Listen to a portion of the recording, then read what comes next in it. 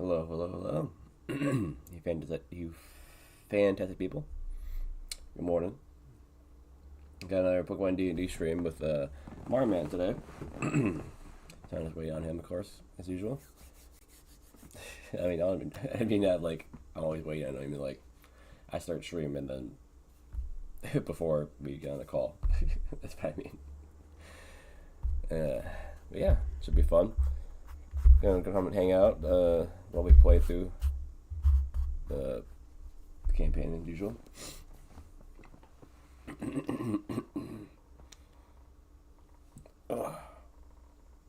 Yeah. I got something else planned later today. We'll see how I feel. But definitely have something new that I can stream. I guess I do technically have a lot of older things I could pick back up to, but yeah, always trying to find something new, and yeah.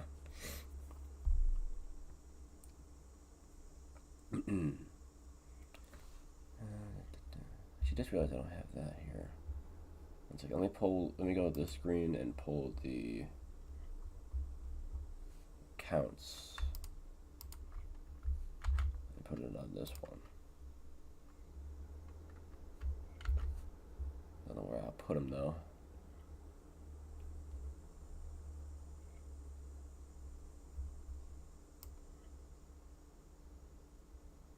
Here?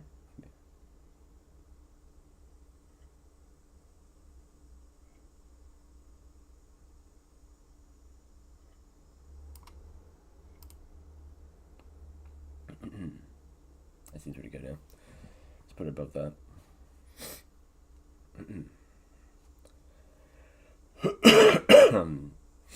Yeah, so I have a cold. It's been like a whole week. So it's mostly just like the cough. But yeah, it's been like a whole week, and I guess it could be bronchitis. I don't know. If it is, I don't know who to blame at work.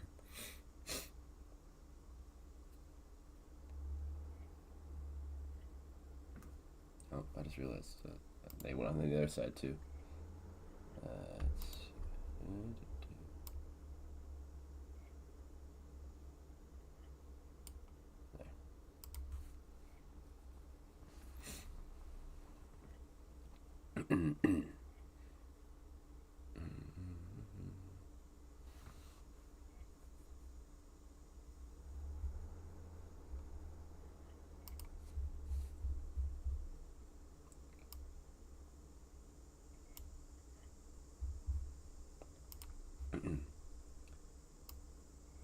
So yeah, Misto here has a different picture. I don't know if I'll end up changing it more like what it actually looks like, but that's the current one I'm using. Actually, I could maybe make one while I'm waiting.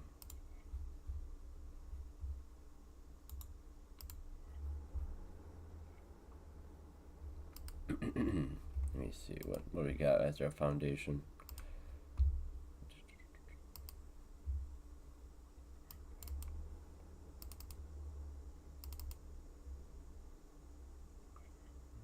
So yeah, the color I think is right, or it's close to right, but it's not that different from the regular color in that shot.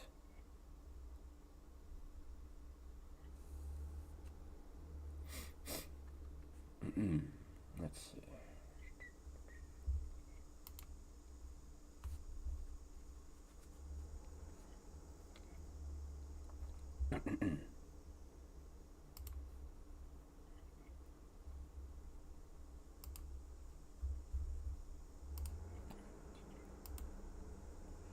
So I'll let you watch me edit it, I guess.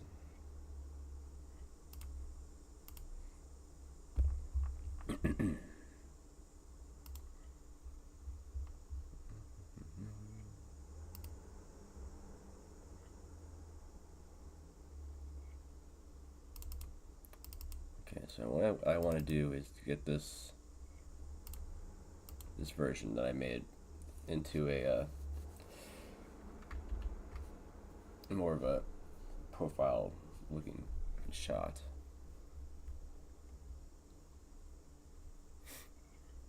this is what I want. I don't know. It's been so long since I made this that I'm not sure this is what I still want.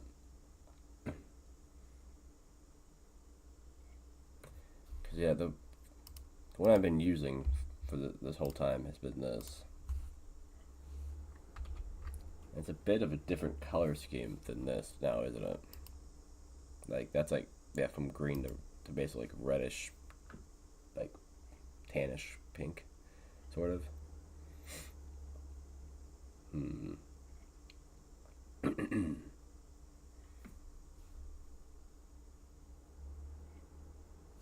Let's try something like this. Copy, paste it here, and then we'll try to change it with the filter here and see if that helps at all.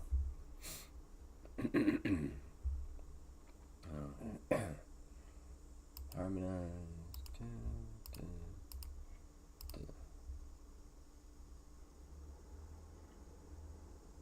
It's still pretty light. Like, it doesn't really change the color that I want it to change.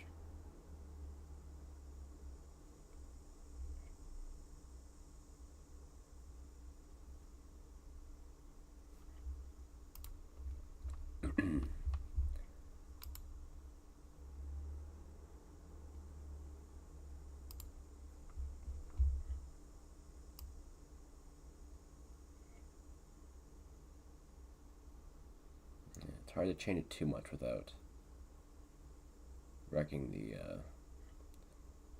color balance.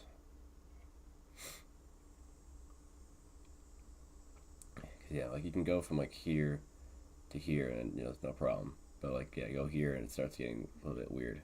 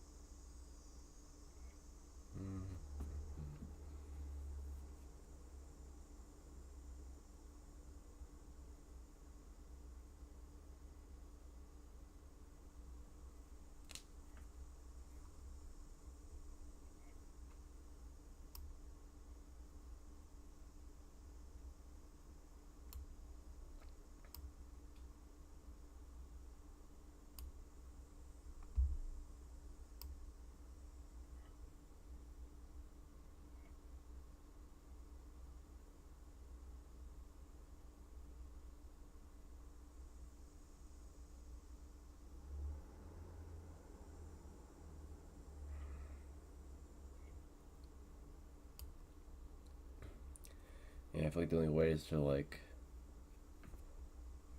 change the color individually, which, let's see.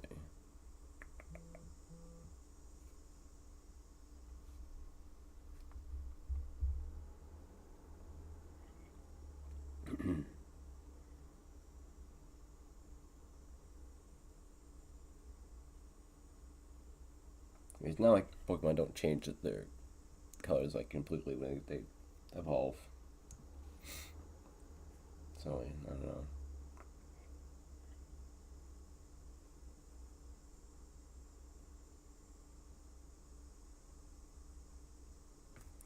I just think this has a drastic change though, doesn't it?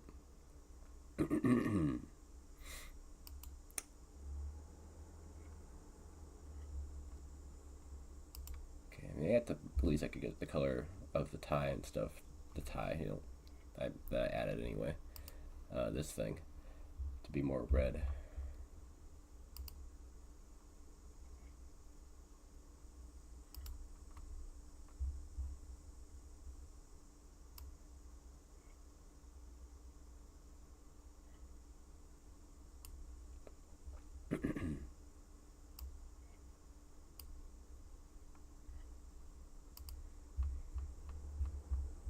Something like that.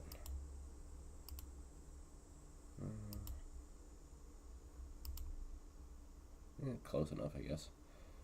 Let's see, what else?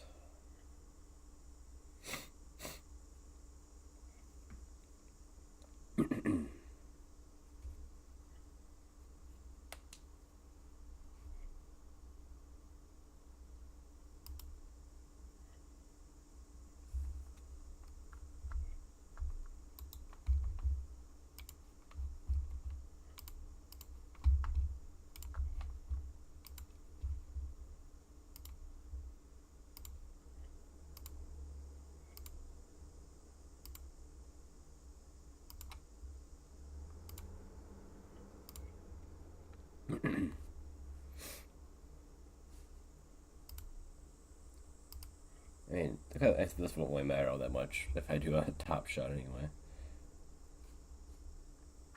But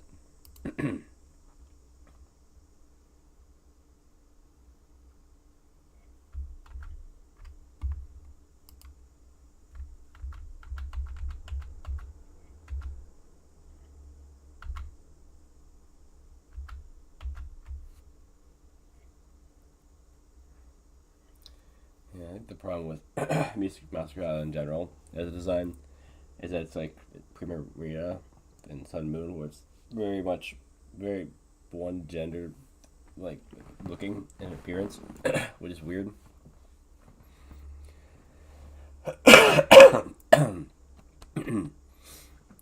So like it's hard to make it look more like male, I guess. Well, like Forgato looks very neutral.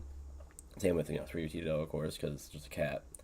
So like once you get like from this to here, it's like okay, well that looks like leggings, and other things. Hey, Livia, I know, right? How are you?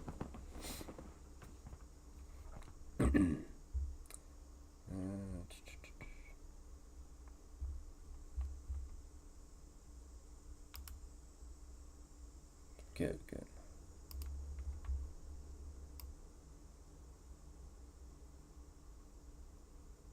Ah, fun.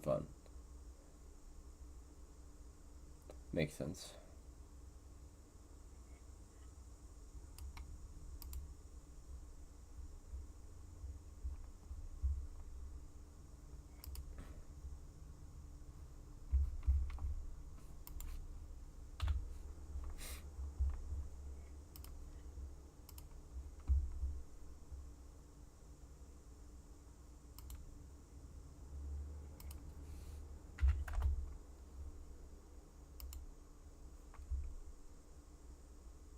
I could go and edit this one directly.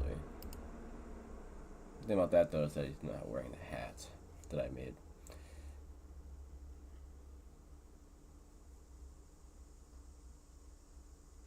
You're thankful that you have to wait until lunch? What do you mean?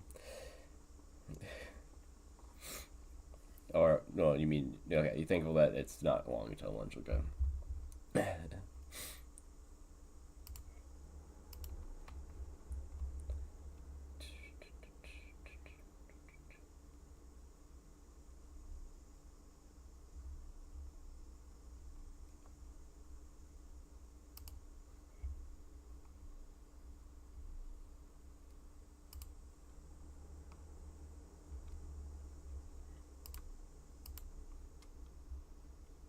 Okay, so this is the Meowth Grotto.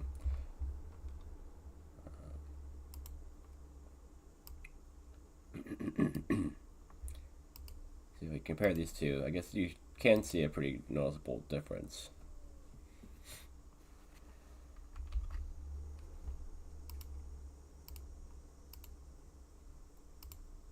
So I get a decent enough job of making it look more masculine, quote unquote.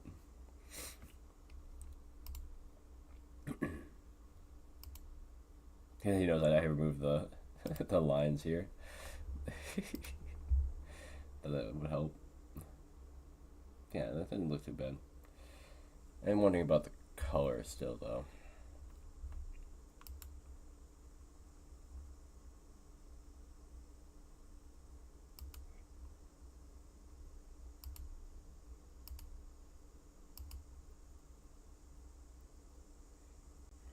I guess honestly, the color of Forgato here is actually pretty close to what regular Meowth Grotto looks like, except for like the different tone of green.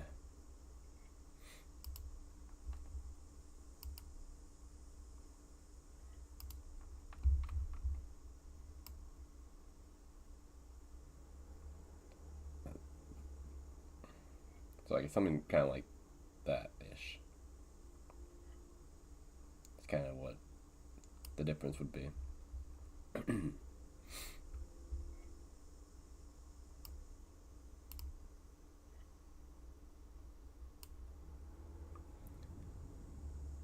Looking like a okay.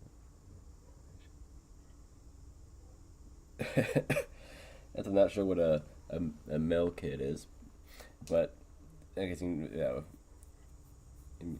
emo. Okay, that's what I was thinking you meant,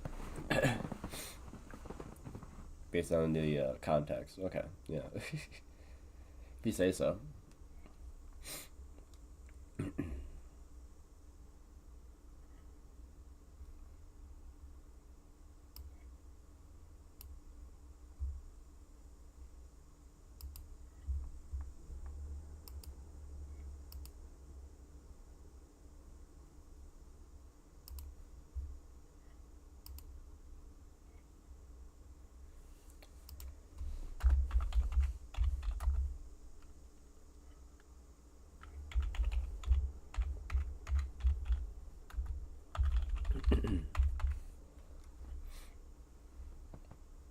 It's already been 5 minutes.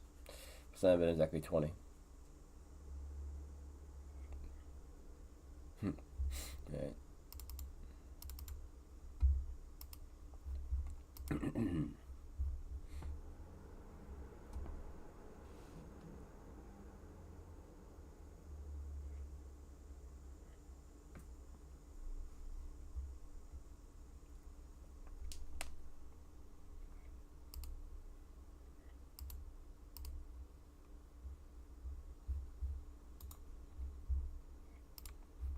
Maybe a bit too dark. Let's see.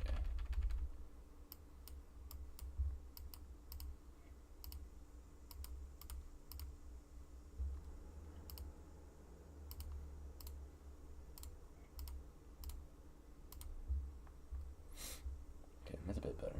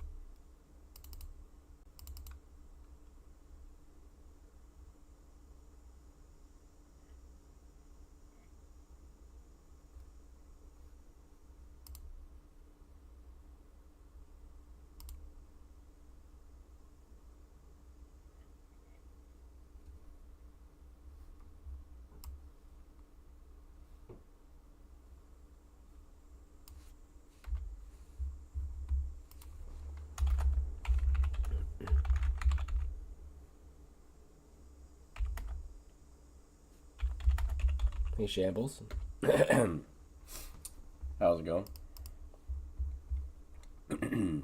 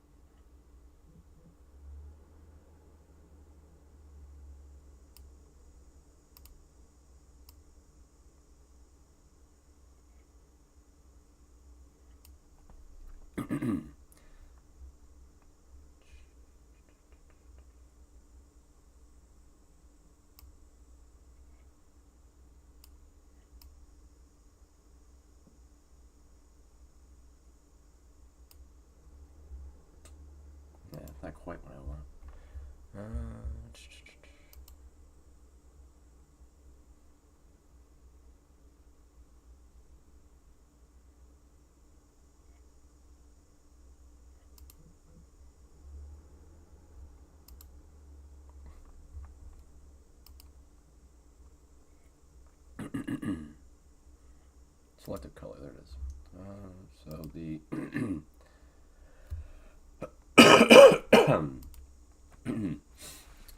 the reds should be more cyan. That's not picking that as a red,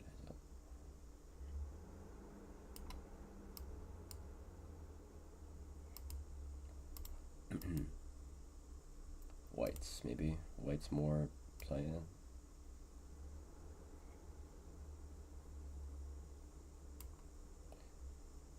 It seems to be selecting the right thing.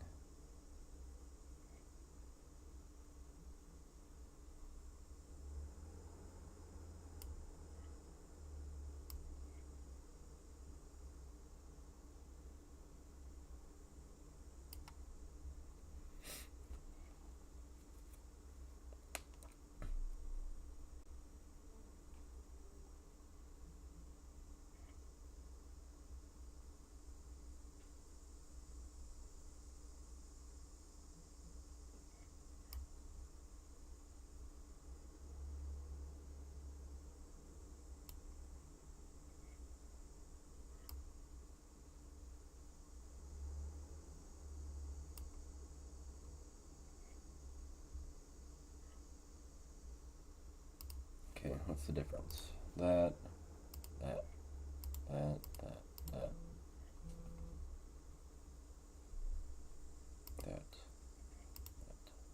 Actually, it looks a little bit better.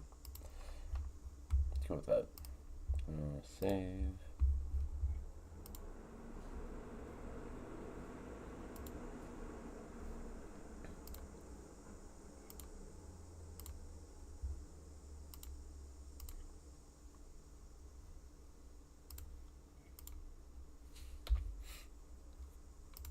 Okay. Now let's make a box. So we will crop.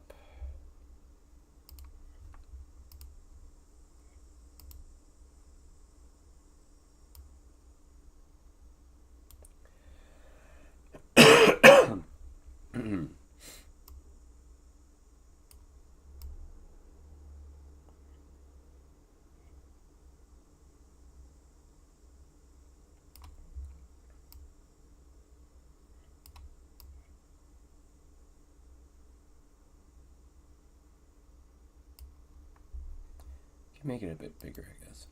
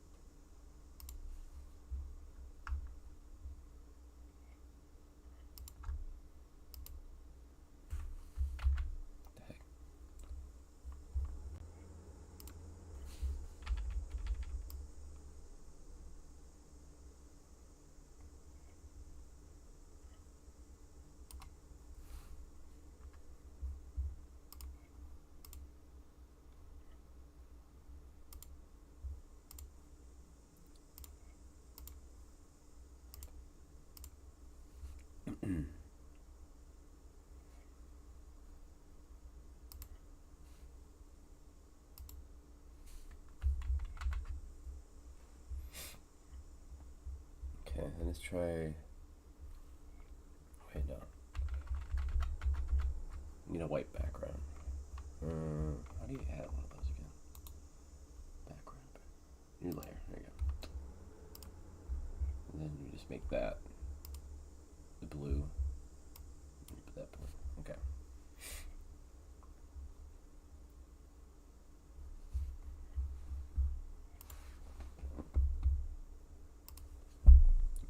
Trim this off.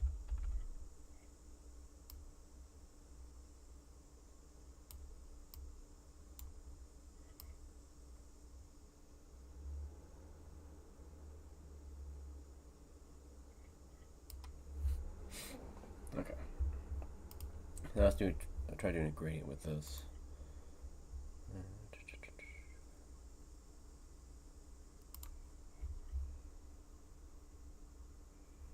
This and maybe do a block of something else too.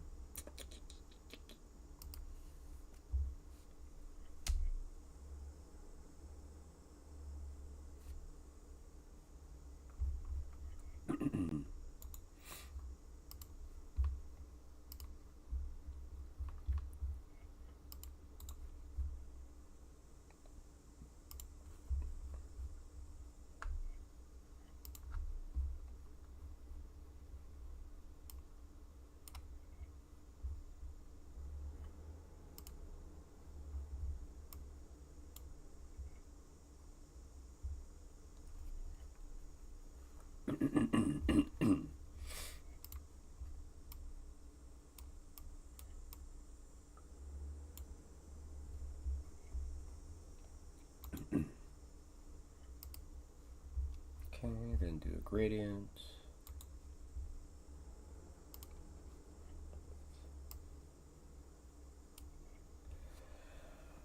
That's not what I want.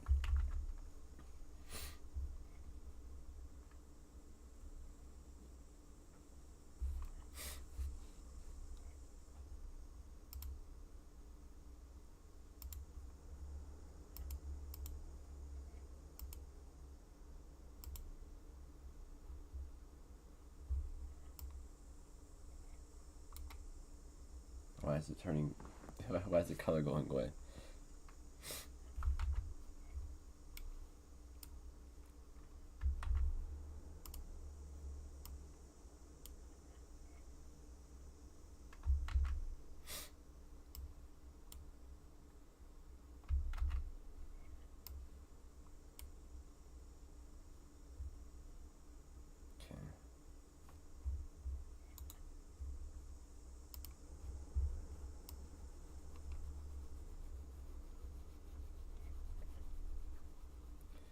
Okay, getting some color, but that's not quite it.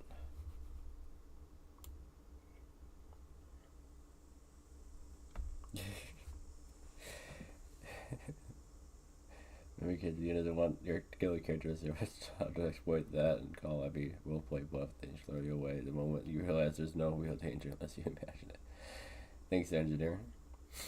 Yeah, we're playing that kind of D&D anyway, but yeah, that is definitely true. Why? I want this gradient to work.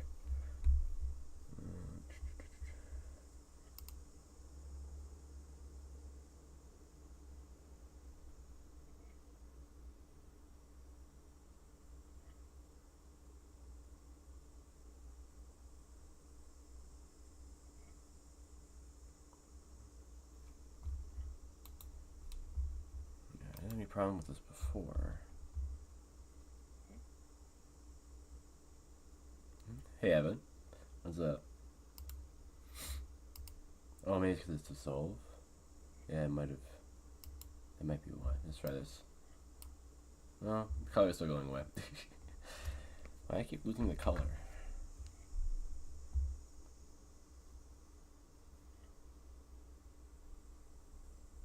Dither.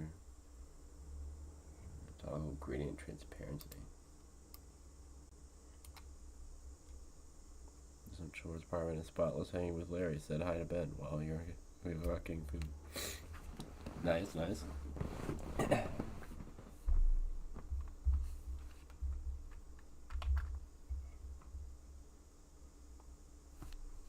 You know, I just noticed I did these two colors because I'm like, oh, they have the blue and they have the red. I'm gonna put both in the background and then make a gradient. The scarlet and violet. The two colors I picked for the background is scarlet and violet, which is the two colors that the character, this Pokemon is from. The game Scarlet and Violet. So these two colors are from the game that they're from.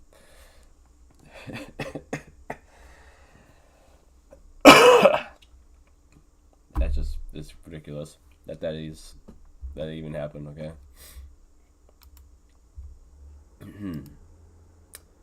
Why isn't my gradient cooperating? It keeps giving me black and white.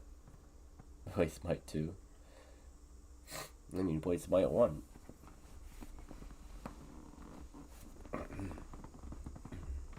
Definitely, I think I have some version of Smite somewhere. I remember that being on a list of games on PlayStation.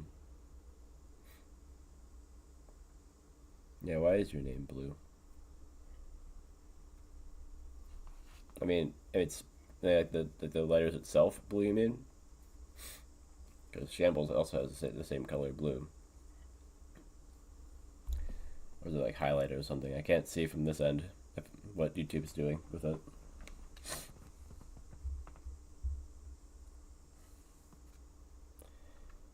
It comes down to, I could just do a black and white, but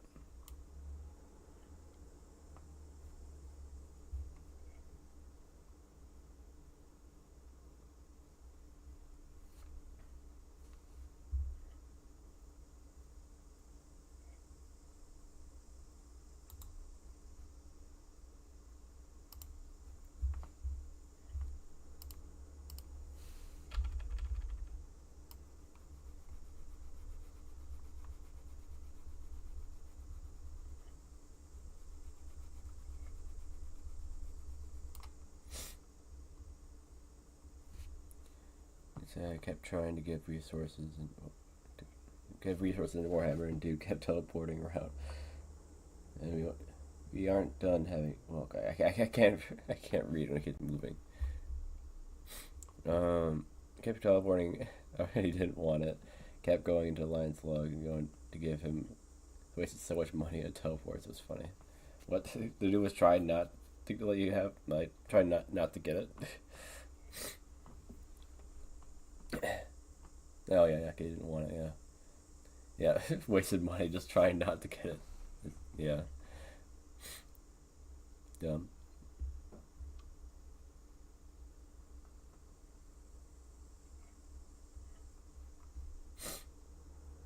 He wanted me to leave the zone so he could gather, but instead just kept teleporting to zone it. I mean, he's getting what he wants. Like, why can you just take what you're giving him? Is there some reason why gathering it would be better for him? Like skill increase or something for gathering it in himself?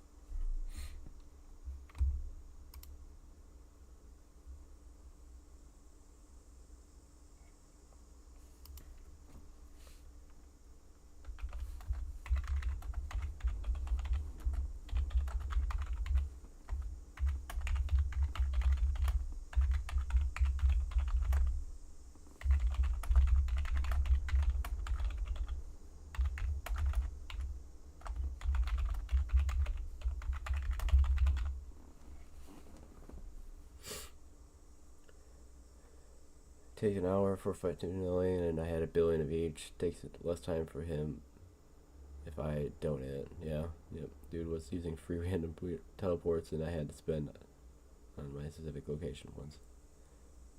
Luckily, I had the stock of 600, but down to 400. Okay, so you know when I lost. Okay, so he was using free ones. Okay. I thought he was the one losing it. That would have been funnier if he was wasting his own money doing that.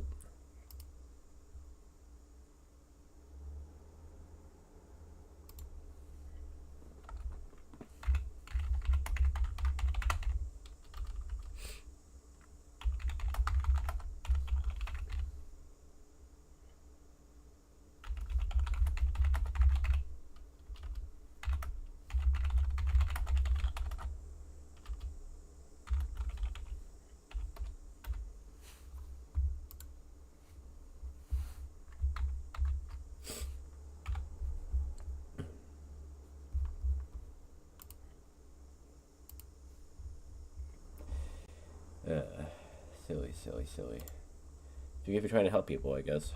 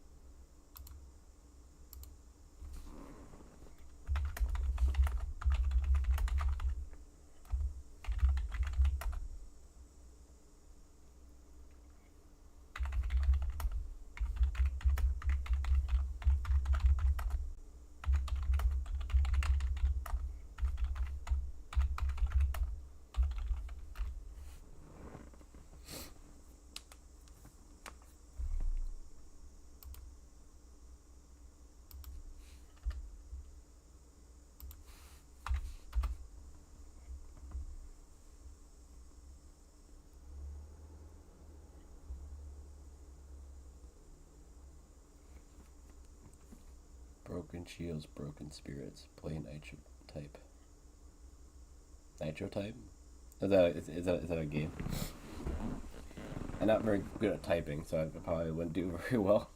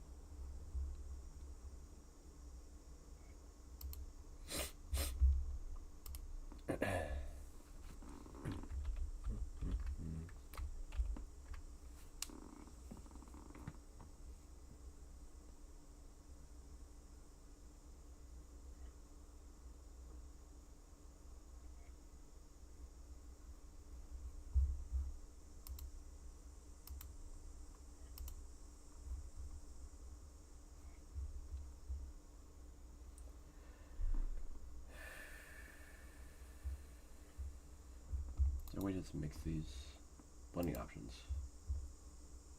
There you go.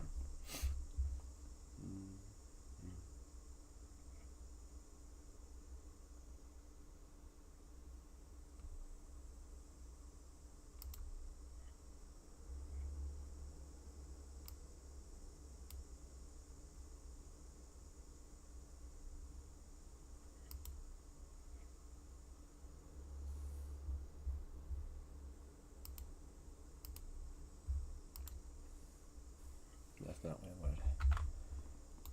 Let's see.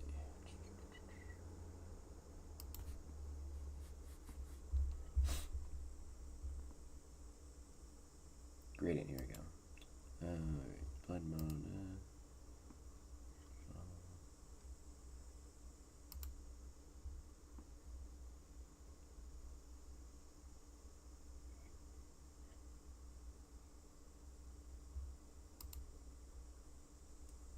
Didn't do anything with it. Oh, okay, I think the gradient was set to 0. Yeah.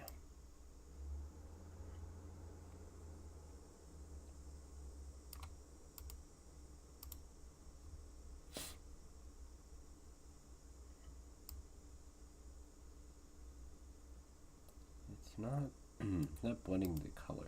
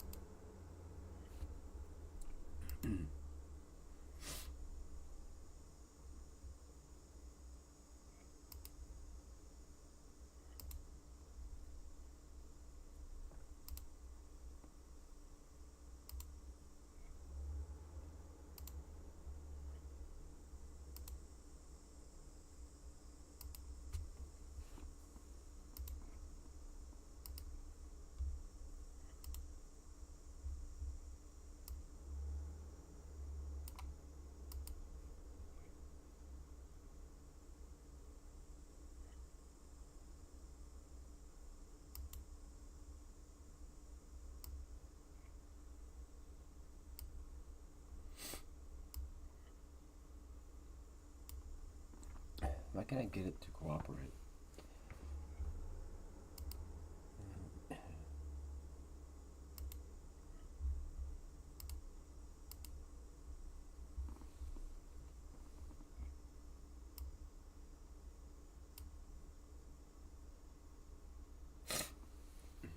Is that right?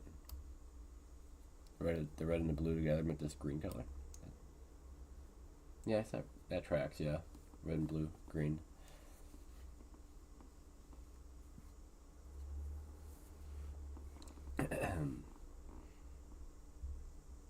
Let's see.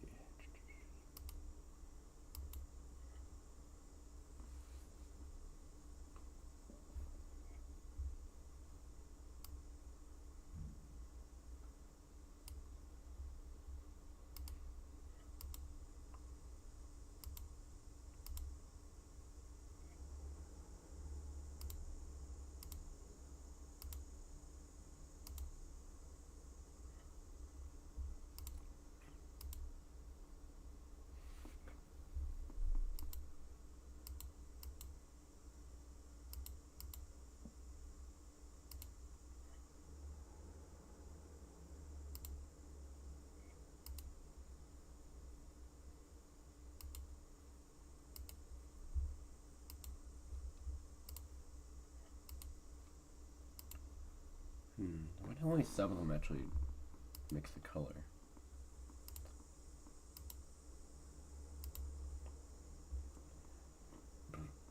So weird.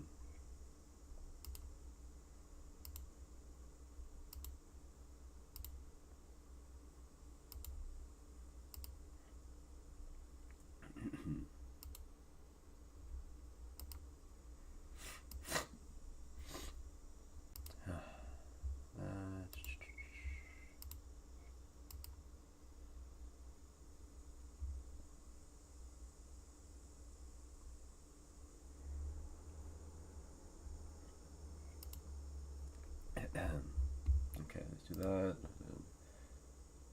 try this.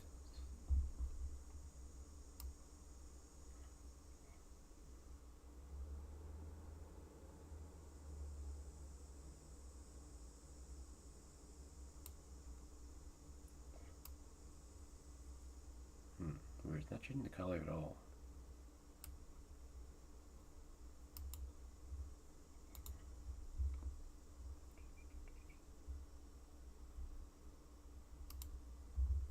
Okay, now let's try that.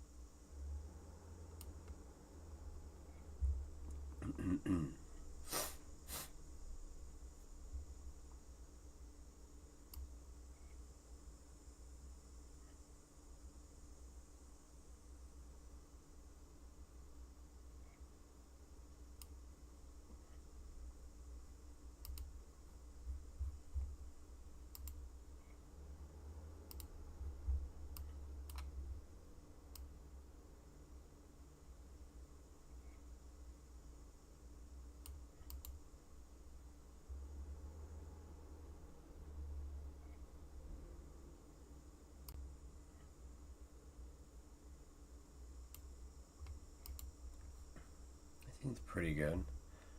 Okay, then I need a white border, which I think I got from doing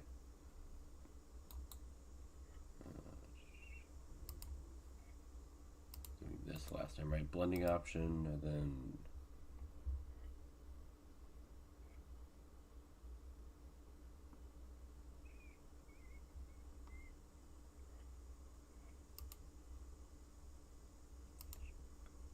yeah, something like this.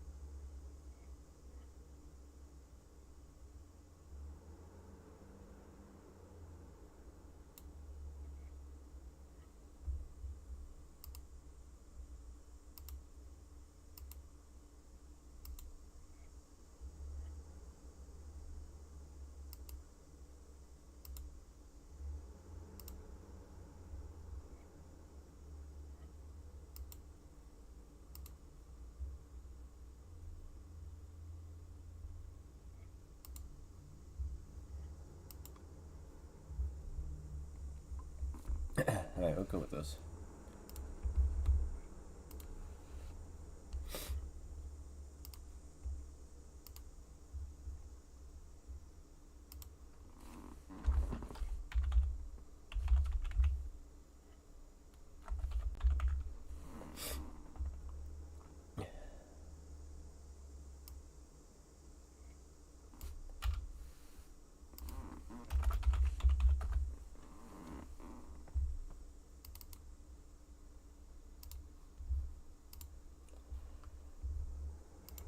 Okay. I think that's good.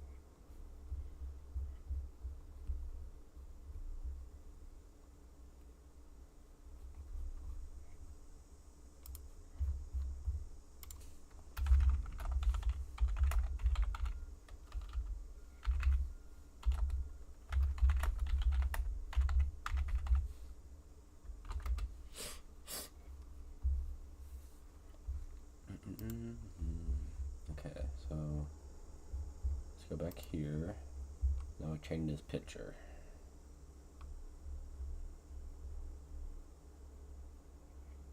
One thing, yeah, there you go.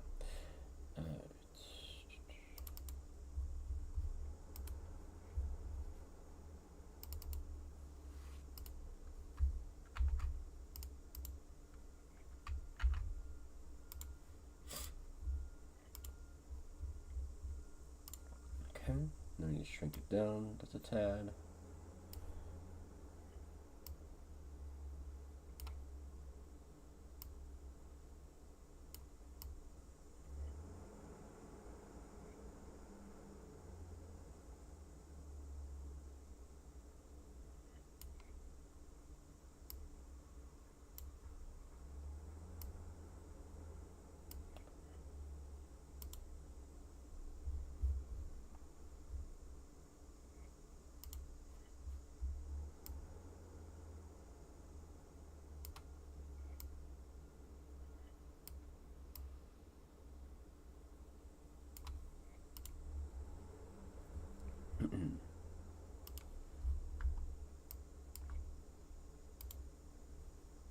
Alright, there you go.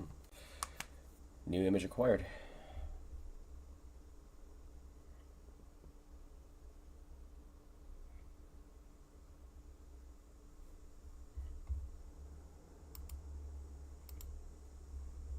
Alright,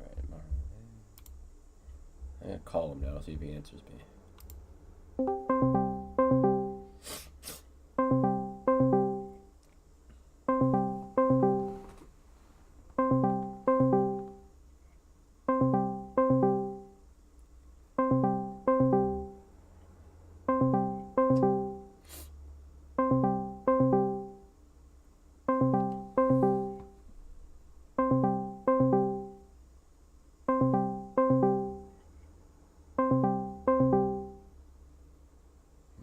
Not yet, okay. Must still be getting things ready and not be quite ready to go get on a call yet. Okay,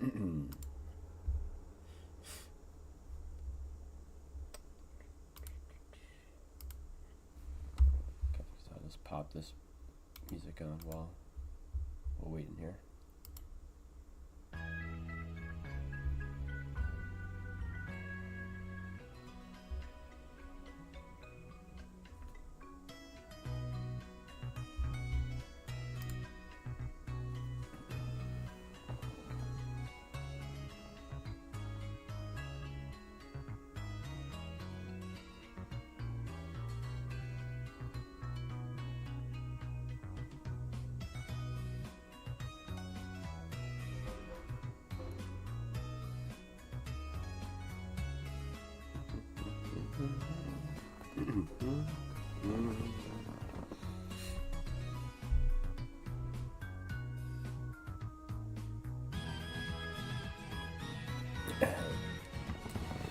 Yeah, we're starting like a new quest essentially. We just finished the last one last time, and then that one, yeah, Misto evolved.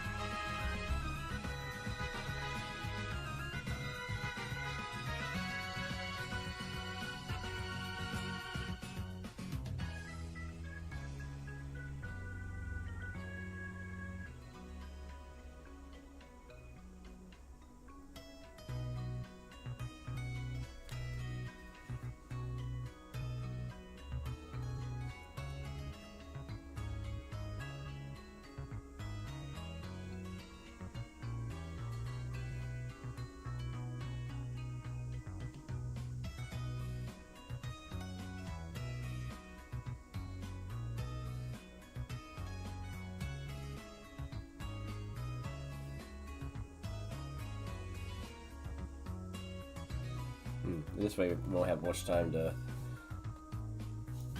really play before the end time usually. It was like 2-ish. That's what, yeah, 2 hours from now. Almost already.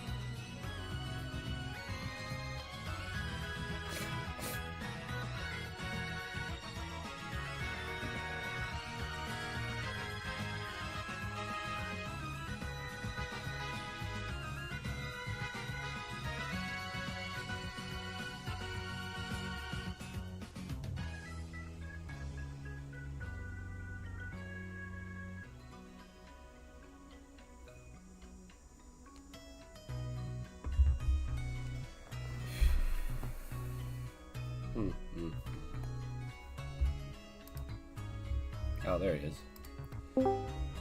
Yeah, never make sound when you call back. I figured as much. So.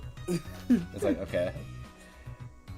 And it only lasts like a minute or two before it gives up on you joining the call too. It's like, alright. Alright, yeah, just kind of let me sit on the mic. I know it lets you sit there for like a good couple minutes before it honks out. Right.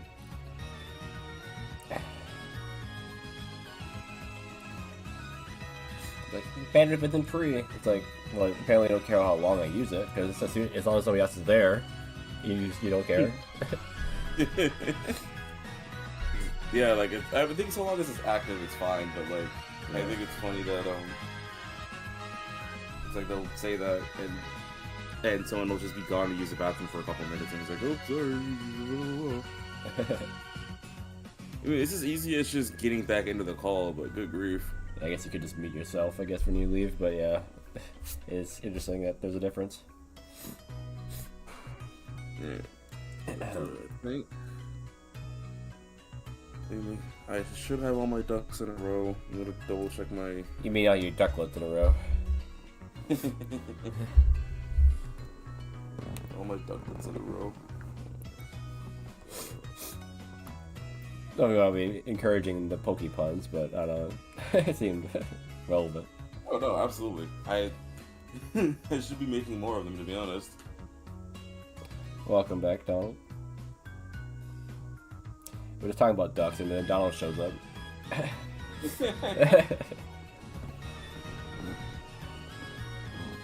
The quack.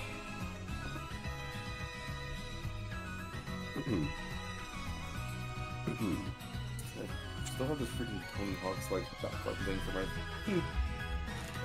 That's only for a few months, right? I must have gotten it last month then, because I feel like I've had this thing forever.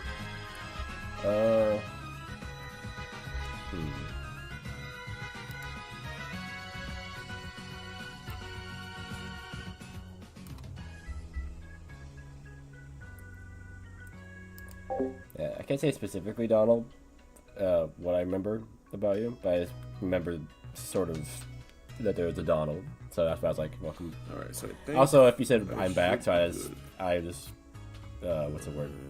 I just immediately went to saying welcome back, because most people don't come in and say I'm back unless they haven't been here before. I gotta do some clip farming at some point. Some ore farming. Just clip farming. I need to start going through like VODs and videos that I made and just start clipping things incessantly and then uploading them onto TikTok and stuff. Yeah. It'd be nice if there's somebody that was already doing that for you. Yeah. Just, I know a lot of big time streamers get like pay people to do that. But... yeah, an editor or a mod that does it, or just somebody that really likes you that much and they just do it because they love you that much. Yeah. You know. Or, you know, on Twitch at least, you know, there's clips. People that can clip things on Twitch. YouTube doesn't really have that. Easier to do on Twitch. Yeah. On YouTube, you have to basically just get the raw video and then start making clips. Video and then do that. I think. One of the reasons, maybe, I don't know, like Twitch was just easier to like connect and do all that. I like that YouTube makes you go through more steps, so it's a bit more secure for botting and stuff like that. Mm-hmm. So, I don't know, they both kind of have their pros and cons, but I do remember seeing something new about that was similar to clips on regular videos. I don't know about streams though. Yeah, I mean, I thought there was something they like can upload it as regular videos because they're just the VODs, so they're Okay. uploaded as regular vids, so you could clip them realistically. Yeah, let me see. I gotta pull this up. I thought there was something that it was saying.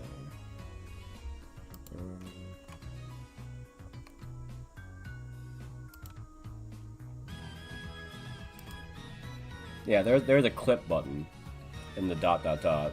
on the video. But I don't think that's there for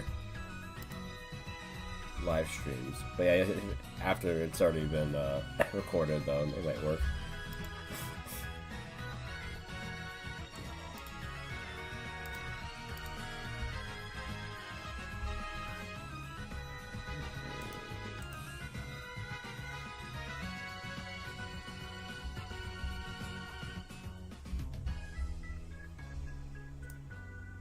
So, yeah, I suppose.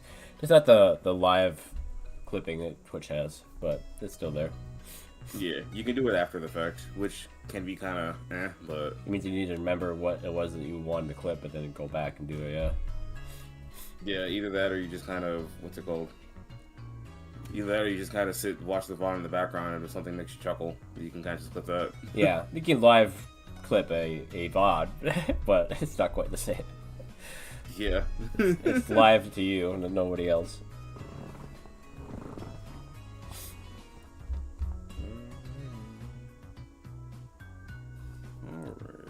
It's hilarious how having like Streamlabs OBS in full screen makes a lot of things hard to capture, but as soon as you like maximize it and like pull it up at the bottom a little bit, everything's fine.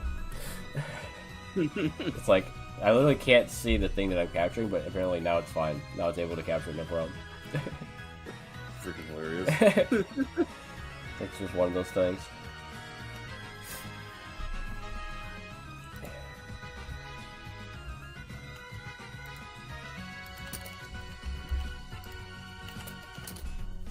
I don't know if you saw what I said about the colors I picked out. I was like, oh, I'm gonna pick this color from the hat and this color from the thing around his neck, and I was like, why those colors look so familiar? Oh, because it's Scarlet and Violet. Those are the two colors I picked. It's like, how did I pick the two colors from the game that Meowscrut is from? It's the colors for the background. To be fair, red and blue complement each other really well. Yeah, like the exact pigments though. It's like a scarlet, like a more of a different red. Just regular red is like more of a scarlet, and then more of like a indigo-ish, you know, purplish blue. So like, okay. And then actually the color that I showed you with my background actually is those two mixed together. So it's a little greenish, bluish. I was having trouble figuring out how to do a gradient with what I was doing. But I figured it out eventually.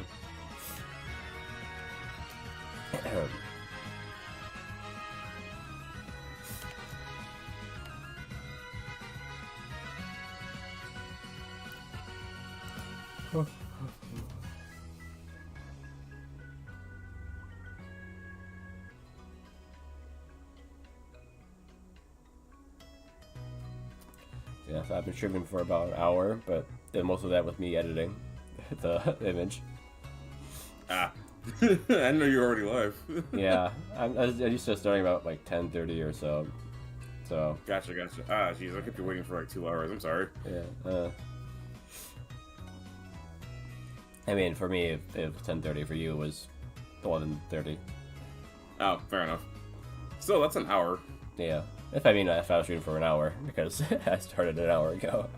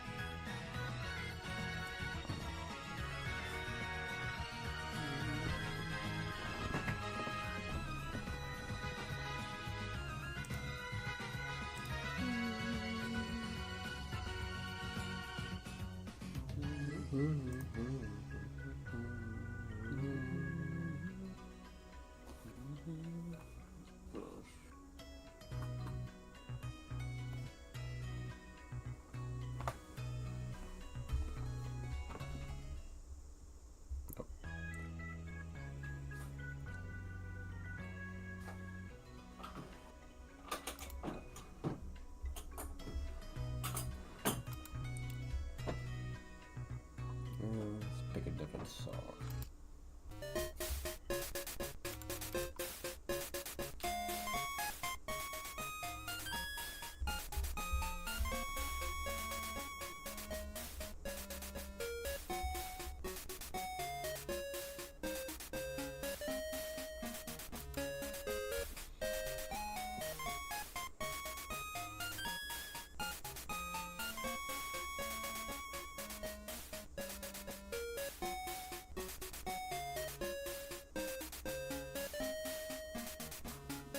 Alright.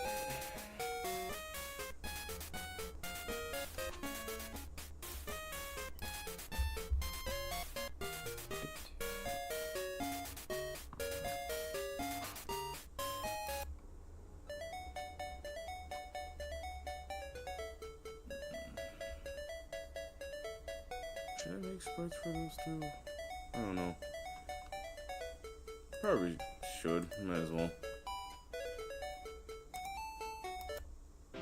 Alright. Sorry, I went to go change my shirt. Oh.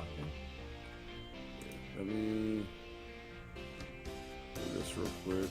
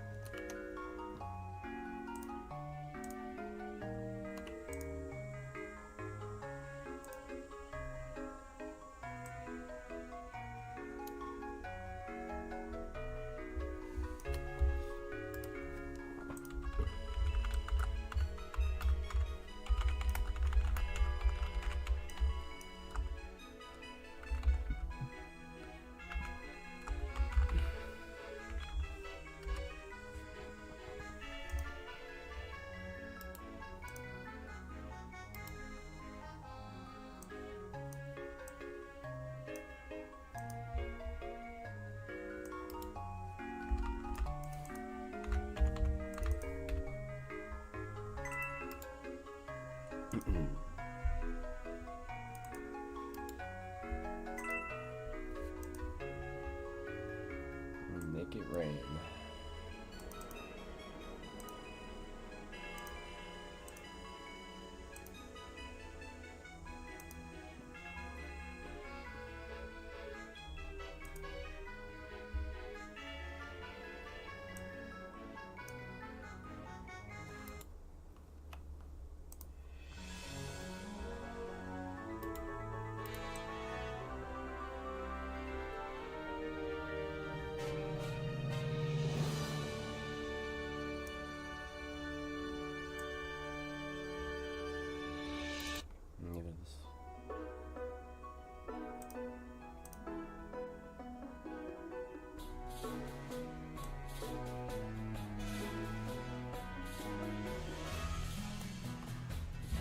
Yeah, start here.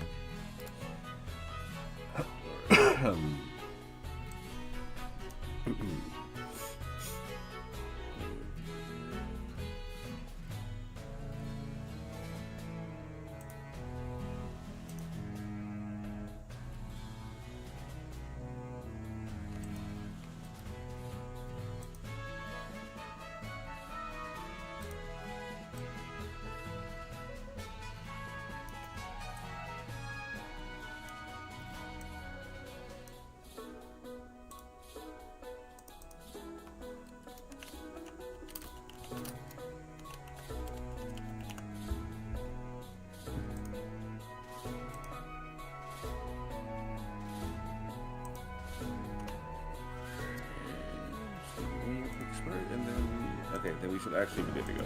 Okay.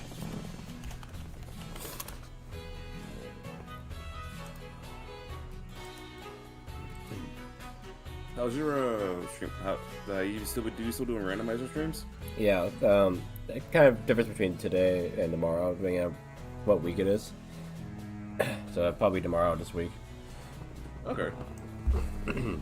Yeah. I have like 20 different games on my list right now, I think.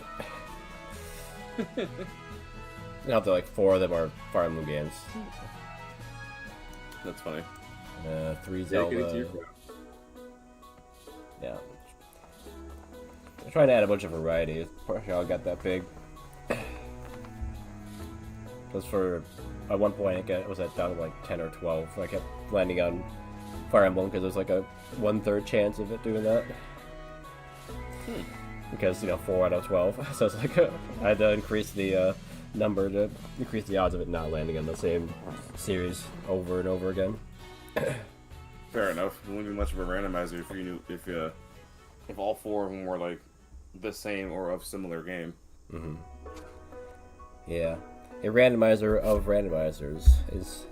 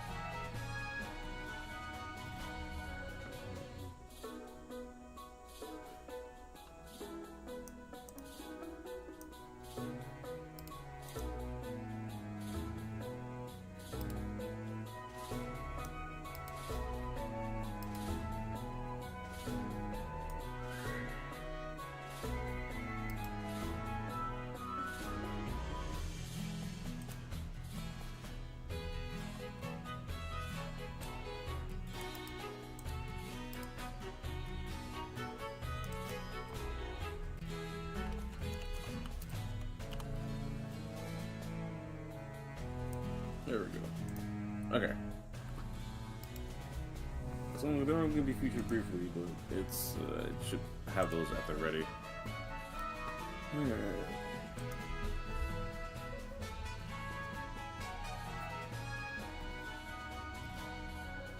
Test the chat box real quick.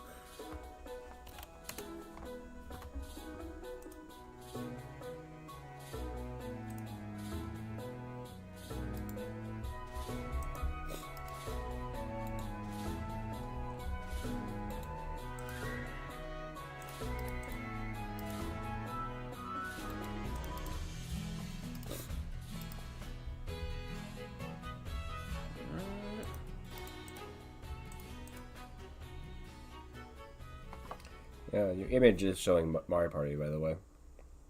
It is? Yeah. I must not have. Ah, frick, that's right. Let me hit that. Oh yeah, that is the thumbnail. I never actually made an image for D&D. So let me go ahead and just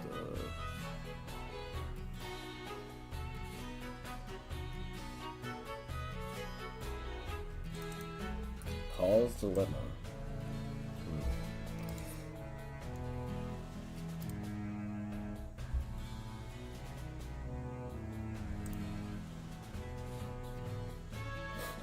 You need to change my image too, by the way. Instead of Flogato there.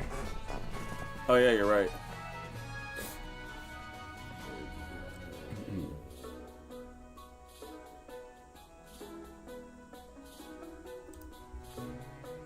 Like.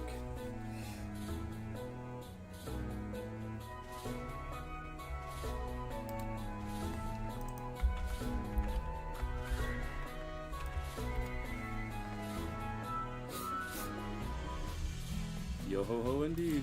Okay, Yo ho yo ho ho ho. Yo ho yo ho ho.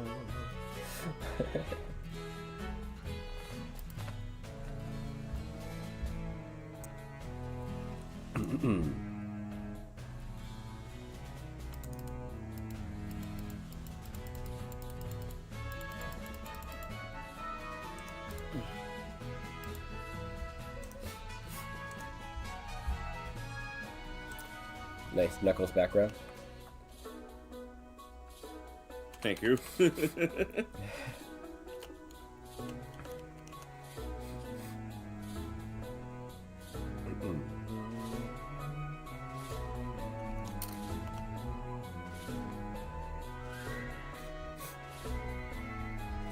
kind of odd that Dungeons and Dragons doesn't have its own section like it does on Twitch. Yeah.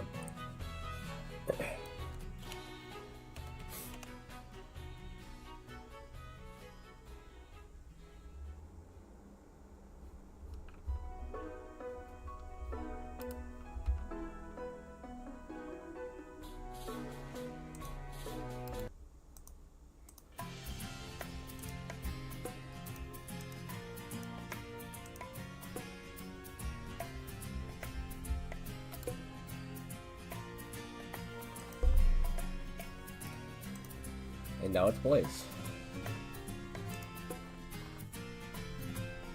Okay.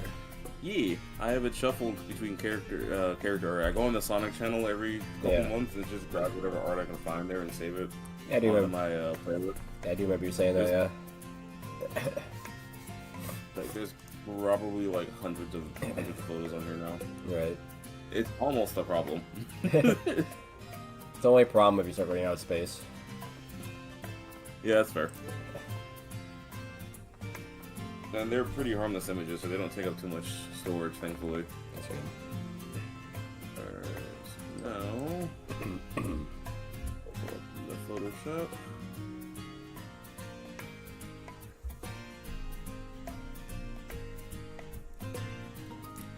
What version of Windows are you running? I think it's still 10. Okay. I'd say like it. I don't know I haven't seen the way you have your things down there in a while. I like the little icons, so that's it. Yeah, my little toolbox. It's really helpful. Yeah. I need to put OBS down there so I can have the search for it all the time. Every time I need to open it. So I just need to share the screen, and then I'll be good to go as well. Yep.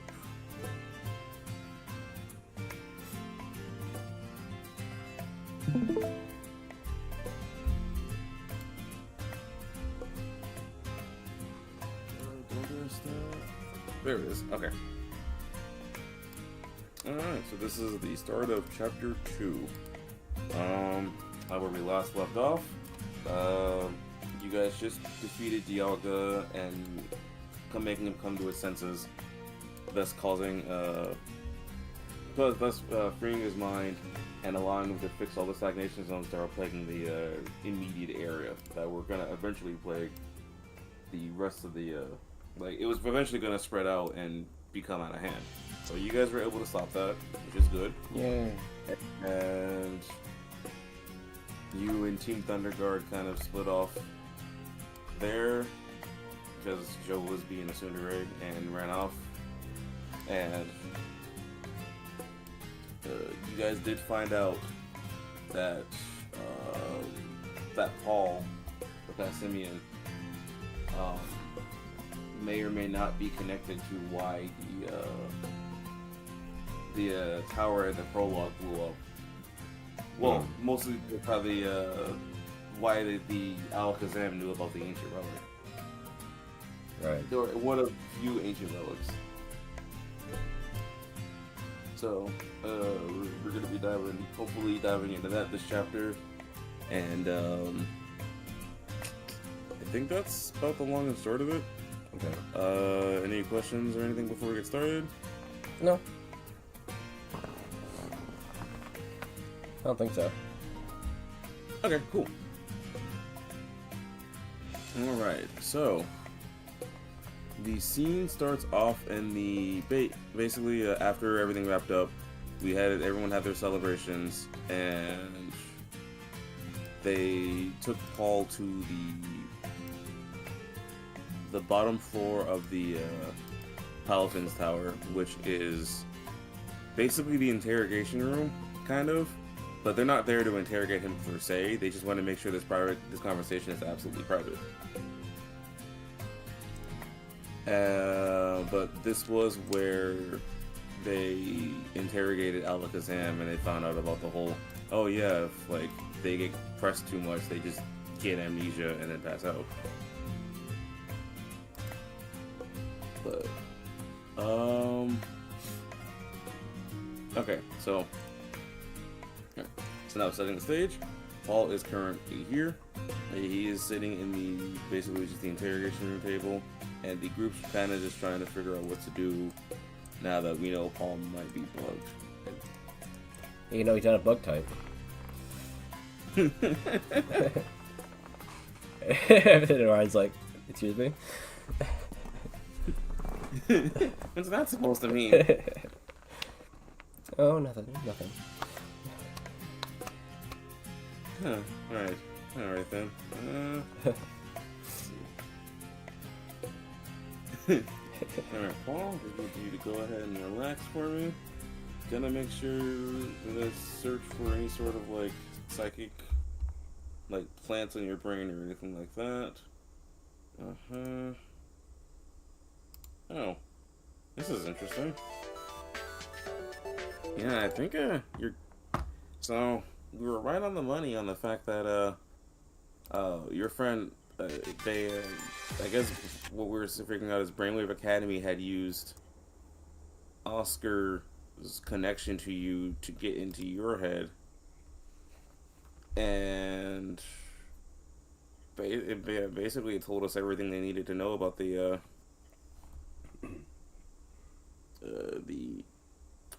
brain, please. Everything they needed to know about that relic. That, yeesh, that's a bit of a bummer. Is there anything else they might need to know about it? Hardly. After all, the location of the other relics were wiped from our heads, so the only information you know is the information we all know, which isn't much. Well, that's a relief. Guess that means, we things can kind of go back to normal, I guess? Seems like it. But for now, we should probably play it safe. Stick to your dailies and whatnot for now. Yeah, until then, I'll get to work on making I guess a mental lock that'll keep other people from tapping into your head like that. I'll be able to, obviously, but, I'm not gonna... It's mostly for, like, surveillance information and all that. Yeah, sure, I guess that works. Alright, well... Great. So, now that that's adjourned, Orion, go ahead and work on that lock, and if you can, apply it to the rest of us, too.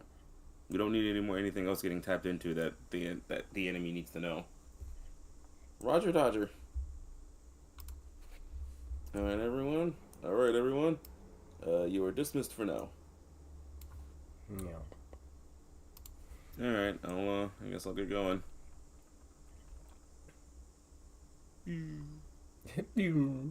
Drives his little car away. I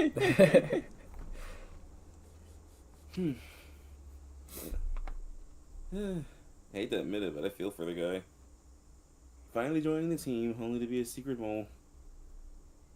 I suppose it's not his fault, after all. He's like, after all, he's just as innocent as we are. Hmm. Being unwittingly used like that, I won't forgive them. Indeed.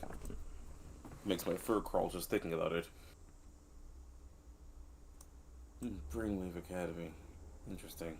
I always knew there was something odd about that place, but using brains to get into other brains is a whole new level of ominous. That means they can hack into my nightmares. There's some pretty telling stuff in there. What? Oh, it's Paul back. On screen.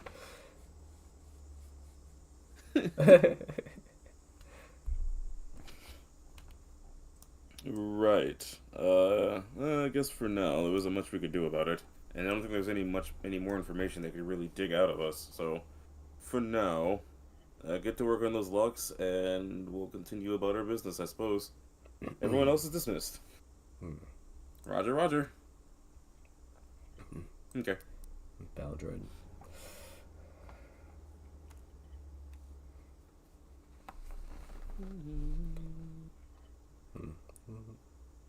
So what was the cause of the Photoshop doing like the weird zoomy thing? Like goes in and then out and then in and out again. I think it was switching windows a lot. That might have had something to do with it on my end. Yeah, it stopped doing it now, but yeah, it was just doing it a second ago. It might probably because I was moving stuff around. Maybe. Does this affect anything at all? Yeah, it did zoom in. Yeah. Okay. Okay, then when you let go, but yeah, yep.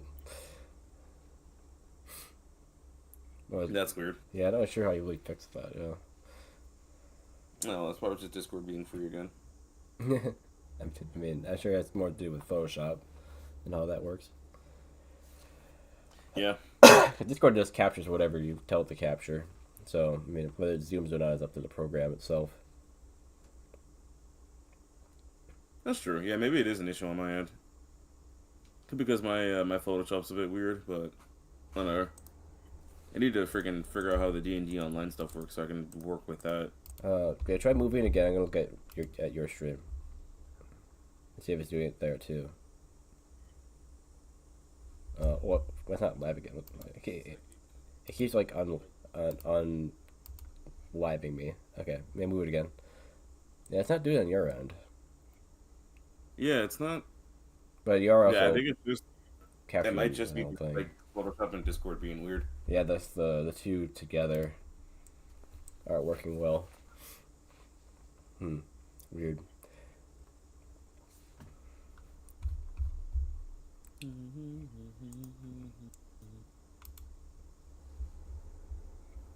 Alrighty. Is there anything else you want to add before we progress? I mean, y'all got dismissed. We all just kind of left, didn't we? Yeah. So, not really. Alright, cool. A bit of time passes, and let's see.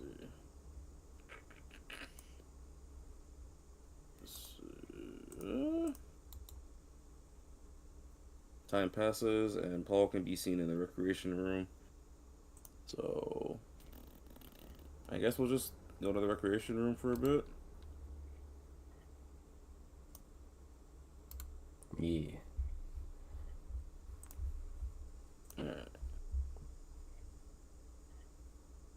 A bit of time passes, and you go out wandering around the hallway, like kind of just seeing everyone go back to their quarters, and you hear audio playing from the recreation room upstairs. There you see Paul watching what looks like a very prominent live stream on the main television.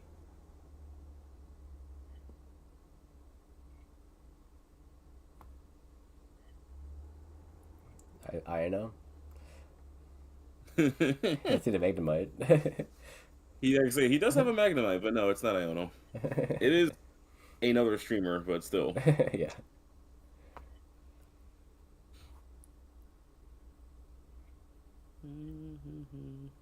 The live stream seems to be a stream called Scoopus Among Us. Of course, okay. It is being presented by a very energetic Among Us. He's essentially he's basically recapping the events that happened in the past. So, okay, he goes, "Welcome everybody to another exciting episode of Scopus Among Us, where we cover all the good, the bad, and the weird events that go on in the world. And today is Fun Guy Friday. Today we're gonna cover some pretty good stories. One specific one is another super major event that ended really well for everyone involved. I've dubbed such story as Time Zone Terror." Now you're probably wondering, it's Fun Guy Friday. Why are you hitting me with a horror story? Fear not, dear viewers. This story is one for the good books. Oh yeah, hang on, let me freaking boop boop. There we go.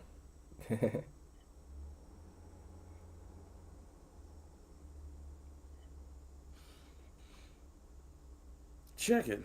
There's been these weird spots in the map called stagnation zones. Anything caught in them that's not living will be frozen in time and unable to progress. That's terrible. I can't imagine being caught in that. If my soul barber never progresses past the cliffhanger, I'd go insane. That's what I'm saying. And it gets crazier. On top of the usual mega heroes, our first recorded indie team, Team Thunderguard, joined forces and helped save the day.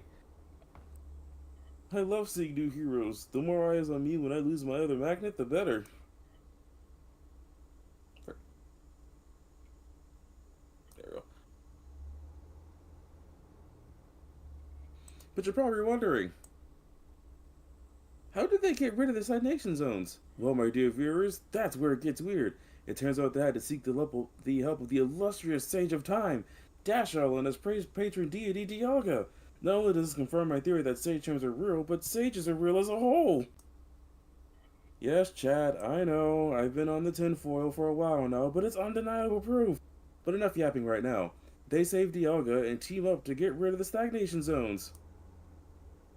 Wow, I'm on the edge of my seat. I can't believe sage charms are real. Yes, finally. Whew, alright, after that postpone, we're going to take a brief intermission and read some more Pocket stories. See you all soon. Huh. I wonder how he was able to get all that right. I don't suppose he hacked into my brain, too.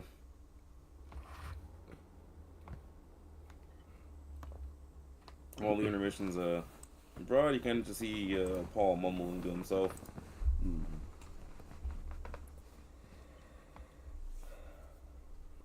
Paul.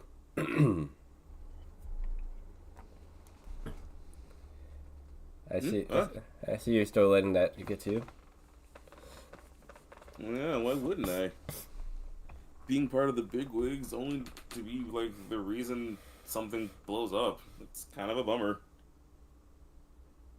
You know, Trying not to think about it too much, but you know, can't help but feel like all this is my fault somehow.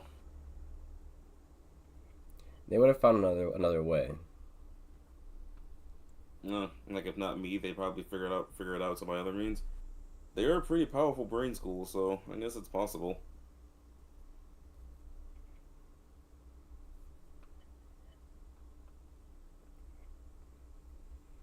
I guess in any case, isolating myself isn't really gonna do much. Not at all, buddy.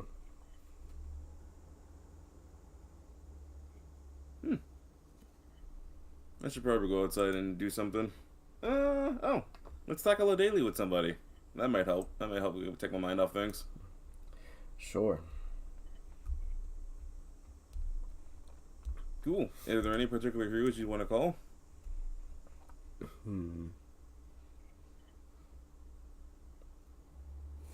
Well, I know there's a lot of us, but I know there's Stanley, the Spite Up, Sarah the Serena, Richard the Corviknight, Stefan the Palafin, Aaron the Arcanine, and Orion the Orbeetle. Right. We've got plenty to choose from, so I guess we could do something with them.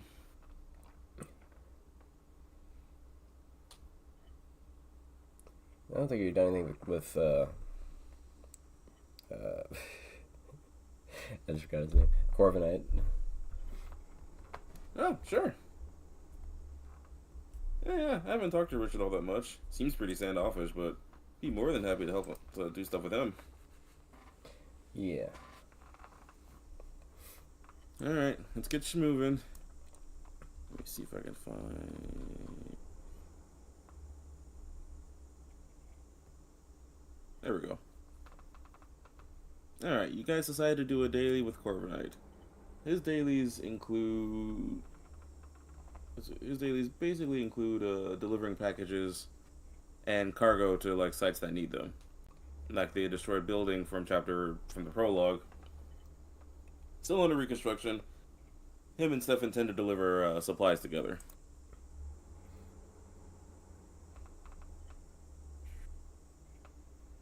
Let's see where.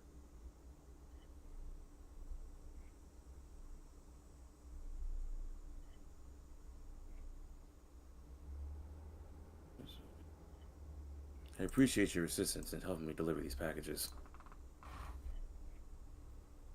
My apologies for this. The luggage is cumbersome. No problem at all.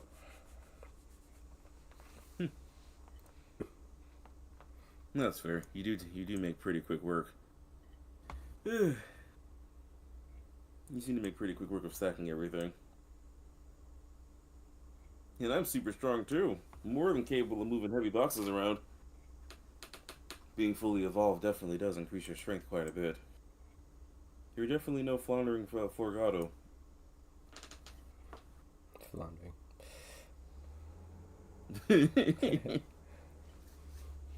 Right. So. Everything seems to be in order here. Let's see.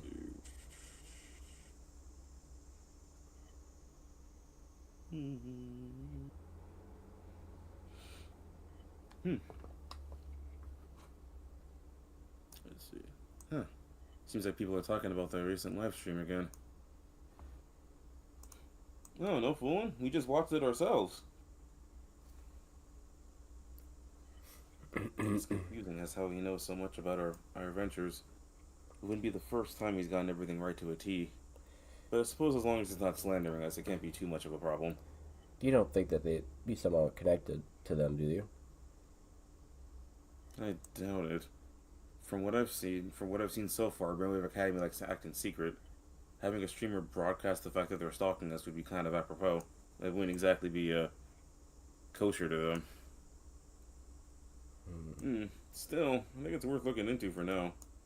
But I don't worry about it too much. I kind of like it. I kind of like seeing us get recognition for our tasks. I know it's the whole hero's valor thing, but it's nice being thanked here and there.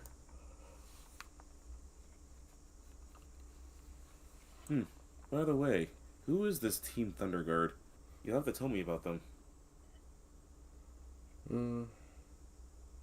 Team Thunderguard? Okay. They're definitely useful, but a little showy. Even for me. That's quite the task if that's the case. Let's show off your set of heroes. That definitely sounds like your average indie group.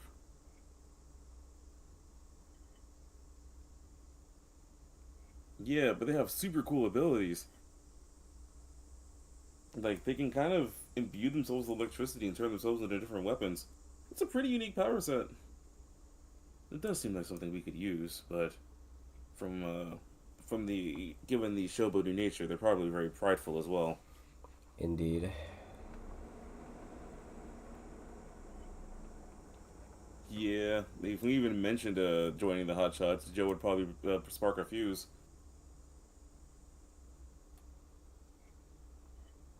Yeah, I prefer to have my teams more level-headed anyways. A hothead probably wouldn't really fit here anyway.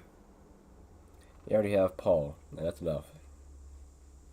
I'm not a hothead!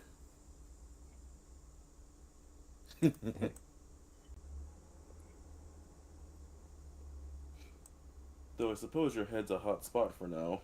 Good thing Orion put that lock on there. Yeah, well, yeah, I guess you got me there. Hot spot. My apologies if that was too soon. Trying to make light of the situation. Oh, no, you're fine, really. It's good to have someone else to talk to about it.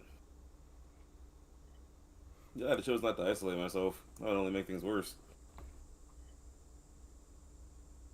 Hmm. If you guys can, make a NPCs around you are starting to chatter about the live stream. If you wanna Roll. make a listening check and get some insight. Okay. Let's see. So adding wisdom to whatever I roll.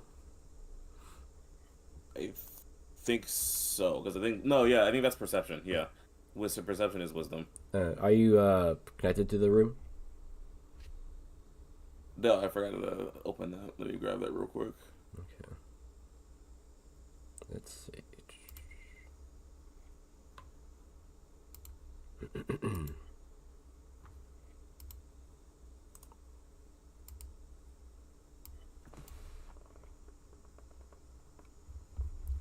got it. Let's see. There should be the link, I think. All right, I opened it. It should be. Oh, you got it. Okay. Heard it. Yep, there it is. Yeah. Seems to be not lagging this time, so that's good. Yeah. Alright, roll that. You hear whispers. Oh. I didn't roll it yet. Oh, quick. You haven't rolled it. That was my second dice. My bad. Okay, no. Yeah, you hear the whole conversation. Bro, did you see what Scoopus and Lucas posted this morning? Yeah, man. I can't believe what he said about Sage Charms was true. I do think he got such a wild story. Said every day you get to see the Palafins do work, especially when sages are involved. And the deity of time? Dude, I was on the edge of my seat. Wait, Sage Charms are real. What else could be, like, real? I know Area Zero was a legend, but, like, you think? I don't know. Dude, if it is, that would be insane, but I don't know, man. Like, that, like, Area Zero is, like, a location. Like, Sage Charms are, like, artifacts and stuff. Kind of hard to... It's harder to find an artifact than it is an entire place. You gotta just go outside and find stuff. I don't think Area Zero is real. You're probably right. Ooh, well, but Yeah. switching gears, what about that Team Thunder Guard? They really put in the work, too. I love seeing indie heroes rise up to their passions. Honestly, the Paladins need to hurry up and allow him to join. Nah, I don't think Joe would want to. He's pretty stubborn. Besides, a hero monopoly probably wouldn't be very good. That's fair. They have some pretty cool abilities, though. Can't wait to see what they do next. Area Zero. Area Zero. I haven't heard that. I haven't heard that location in ages. I'm pretty sure it's just a roundabout rumor, but I suppose with Sage Charms being real, anything's possible. Area Zero. I've heard that name before. It's what is it again? Oh yeah, right. You're still relatively new. Area Zero is this weird, phenomenal location where Pokemon where it said that Pokemon from the past and future reside. And we're not talking. And when I say past, I'm not referring to like a few weeks ago or a few years ago. We're talking full on millennia. Millennia, and they all just kind of exist in one spot. Supposedly. Have you heard of this place, Misto? Vague rumors. I guess it wasn't really worth teaching about in the academy, especially because there's a possibility that there's a legend. That's just a legend. But then again, so were Sage Charms, so who really knows? I gotta say, you guys fighting off Dialga was quite the surprise. Granted, you guys had a lot of help, but it's still a big ask for someone to take down a time deity. It definitely took a lot of effort. Yeah, it definitely wasn't easy.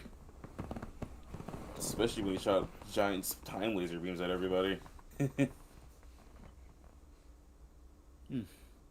lot's happened to you in these past couple of weeks, Paul. I do feel for you.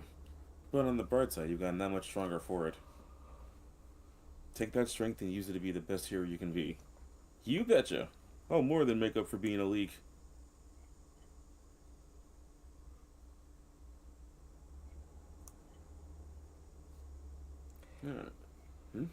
What's that up there?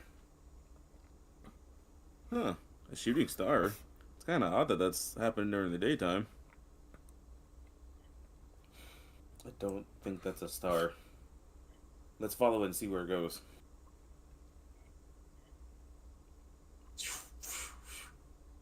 I thought that was Misto's face at first on the side. Like, what happened to him? What was it? I thought that was Misto's face at first on the side. But it's like, oh, alright, this is like hair thing in the back. Oh, yeah. I thought he had like a little like cat smile with like no face. It does kind of look like that. I drew these before you told me about the hat, so I'm gonna obviously once more come out, it'll be him with the hat on. You could always just take it off occasionally. That's fair. Doesn't really matter. That'll be your in-universe reasons why this is there. I think I did also kind of technically like shorten the mask to the point it's not really that tall. But yeah, there's a few like differences I'd change to be like, okay, this makes him look more like masculine, more male Masquerada. Because Masqueradas are very feminine design. Yeah. It's a feminine looking Pokemon. Like I would refer to it as a she if I ever like made a guide on it or something. Yeah, same as Primarita, of course. Yeah. Yeah, that issue sometimes with their third stages, making them way too much one way or the other instead of just being an animal. Yeah, like even in Incineroar was that way. Yeah, that's right. Incineroar can be a girl. Yeah. That has not occurred to me in the slightest. That's funny. I still get Machamp. So, there's a lot of ones like that, I guess. They're just very much coded to be one or the other, but Yeah.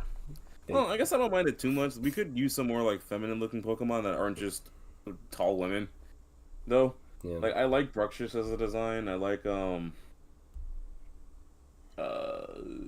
like, a lot of the fish are really good at looking feminine without being weird. Yeah.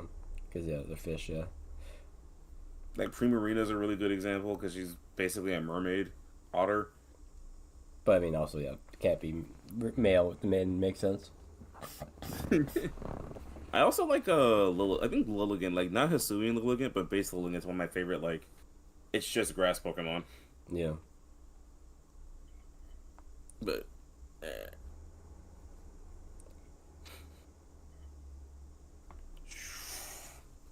yeah, that thing's zooming. It doesn't seem to have control of its trajectory. We need to make sure no one gets hurt when it lands, wherever it lands.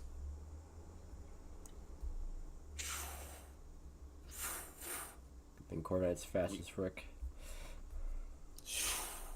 Hey, wait up!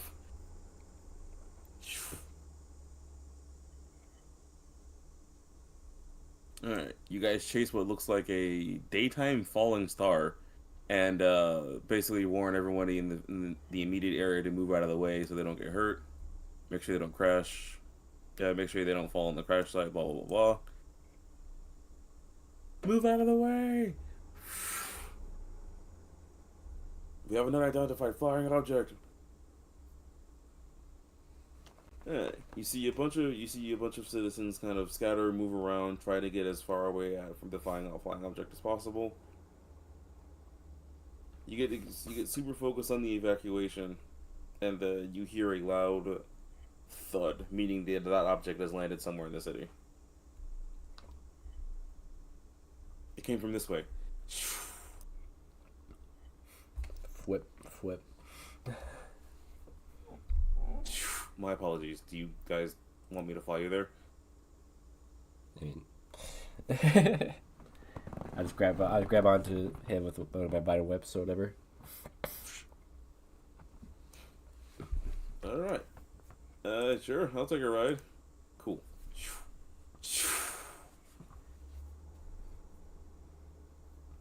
Yeah, I did. I forgot his name. Palfin guy. Palfin, man. Oh, Stefan. Yeah, he. Where did he go? Oh, yeah. He's supposed to be here. Oh, yeah, because for some reason I had the Richard one with Stefan. Oh, yeah, because they're supposed to be like each other. He's Richard's his right hand man. That's right. Right. So I had him do the same daily. That's fine. I'll have them together. Yeah, if you want. Otherwise, if it impacts things too much, you can just leave out, I guess. Nah, you're fine.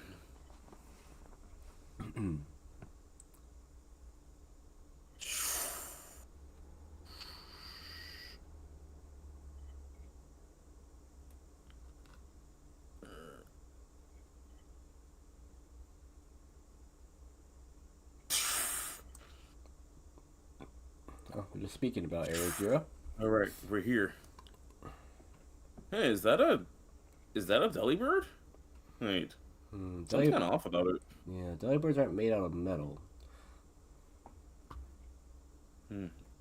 Yes, though my wings are technically made of metal, they're a small part of me. His whole thing is metal. Did someone make a toy that went berserk? Must be a. Is everyone all right? I came as soon as I saw the. What? Huh? Okay, yeah. Well, if Stefan's confused, I definitely feel better being confused. You look like. Wait a second. A Delibird made of metal. Does that mean? That can't possibly. Where does this happen?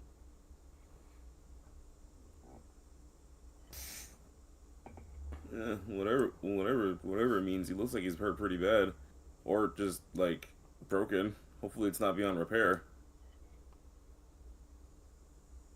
If what I'm guesstimating is correct, that's still a Pokemon. We should probably take him to a nearby center and see if we can help him. Excuse me, sorry. All right.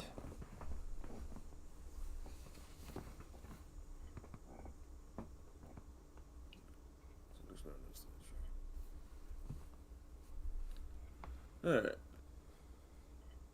Alright, you guys agree to rush him off to the Pokemon Center? Yeah.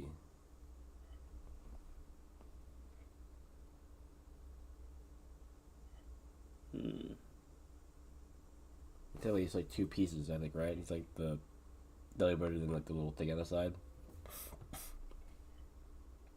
What? I think that Iron Bundle is like two pieces, right? So like someone has to carry the thing on the side.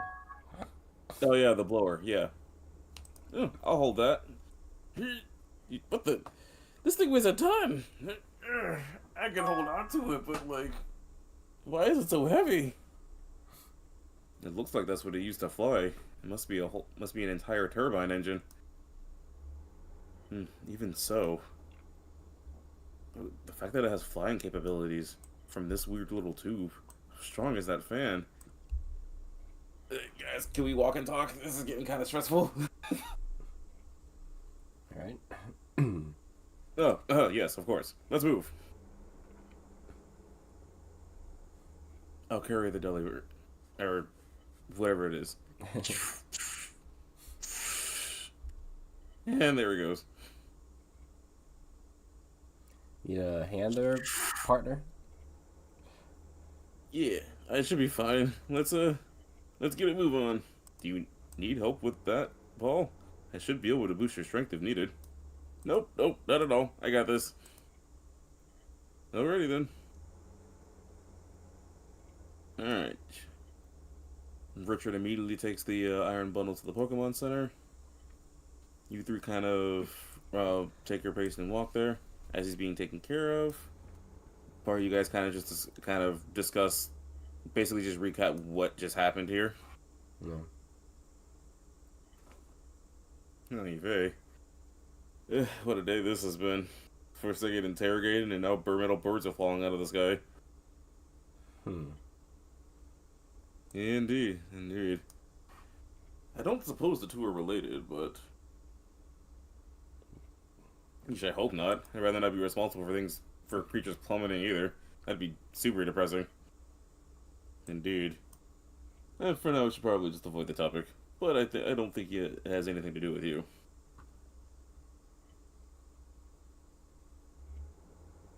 This time.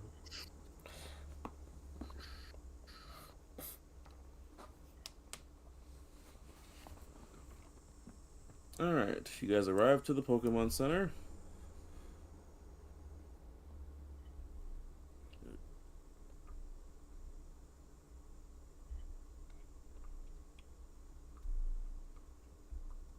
And just like that, EO is right as rain. Right as rain. Right as rain. Sorry, what was it? No. Okay. Whew, right as rain. Glad that worked out. So it's not a toy. Indeed.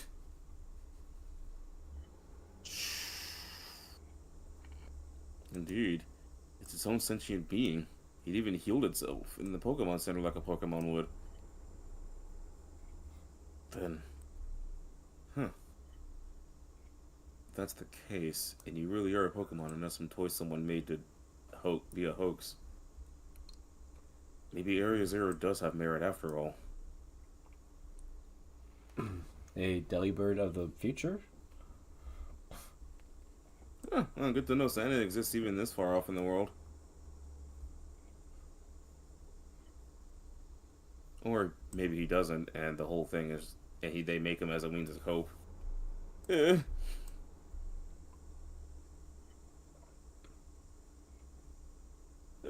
Man, that was such a rough landing. Good thing I made of steel, otherwise I would have been knocked out. Thank you guys for taking me here. By the way, I really appreciate it.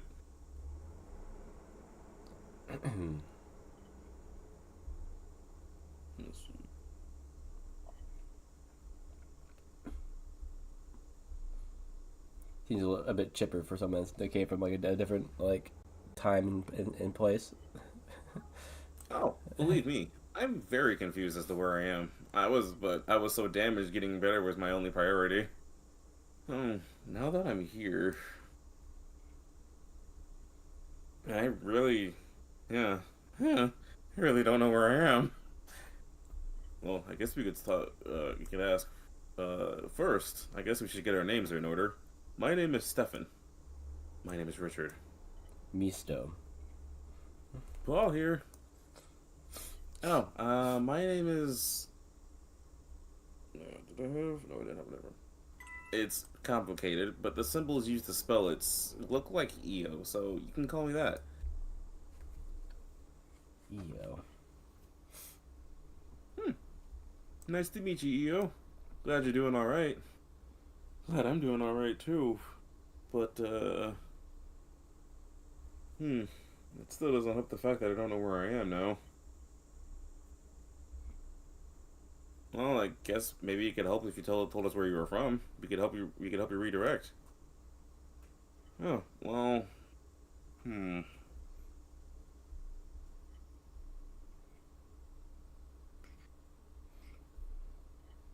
Oh, I don't really. I guess I could call it the center zone. That's kind of where we all kind of reside. I'm sorry. I usually, though, it's not full of nearly as many, like, oh, how do I say this? A fleshy Pokemon like you guys. In fact, I don't think there's any fleshy Pokemon there. Wow, that's a grim thought. Fleshy. Any idea as to why? I'm not sure. One day I kind of just appeared in that area, and just started living life. And I've been there for at least a good couple hundred years. We future Pokemon don't really can maintain ourselves to last for as long as we can. Even broken beyond repair can be, well, repaired. Did you refer to yourself as a future Pokemon? Yeah, it's a little weird, but it's kind of the name where our species was given. Future Pokemon. Then, are you, perhaps, from Area Zero?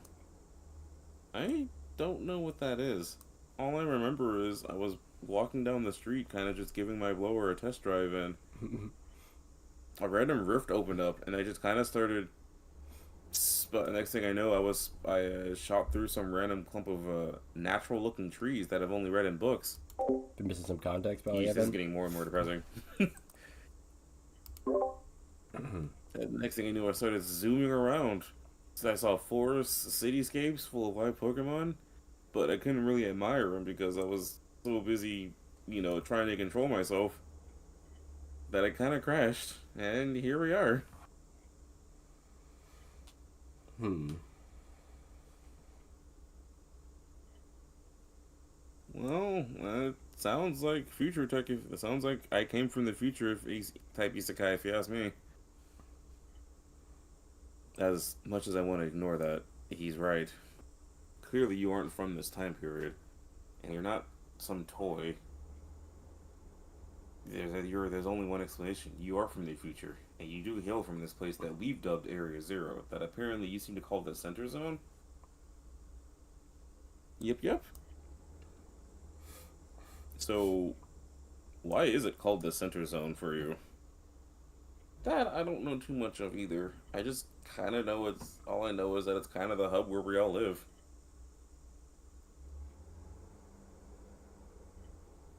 Hmm. It's like I was there, and next thing I knew, I was flying through the sky. Hmm. Hmm.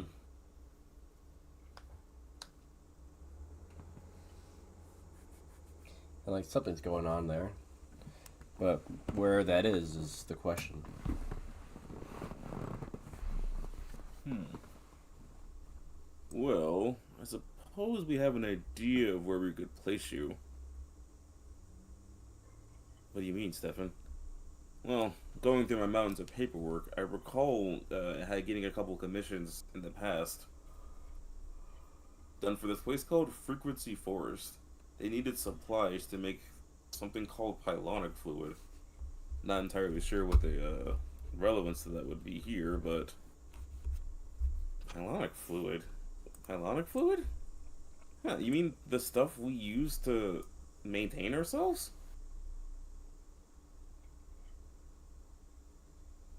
Hmm. The very same, I guess. I suppose that would be a good place to start. Hmm, interesting. You may be on the verge of discovering Area Zero at this point. Obviously, we have proof that it's real. Man, two major discoveries in less than a week. Yeah, this place is really going places. Hmm. I bet you didn't think you'd be a part of this, huh, buddy? Can't say that I did. Maybe you could use it as inspiration for one of your shows. Speaking of which, I'm pretty sure there's a competition building around here somewhere. We'll definitely look into that later. Hmm. I suppose for now, we can't have you wandering around on your own. If it is alright with you, can you follow us to our towers? To our tower. Sure, I guess. I don't really have anything else to go off of right now. Excellent.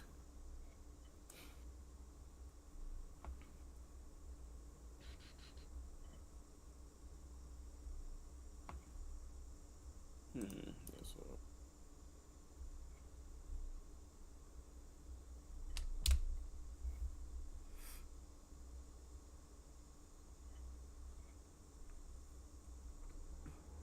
hmm.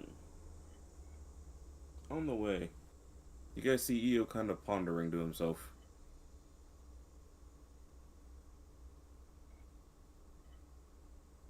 Hmm. Hmm. Kind of looks at his palm and then kind of stares off at a random Pokemon that passes by.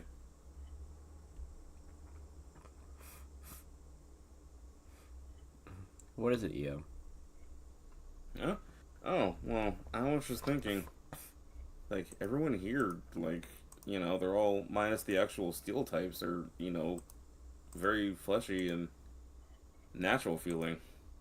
I know I have my own conscience and all that, but, like, it's in, like, what feels like a machine. I don't really feel as natural as other Pokemon would. I don't even know what even constitutes a Pokemon in general. This is all kind of really overwhelming now that the more I'm taking it in. Sure, this is quite a shock for you. But Yeah. just don't look past the exteriors and what is on the inside, and that really matters. What's on the inside, huh? I'll think about that. Thanks.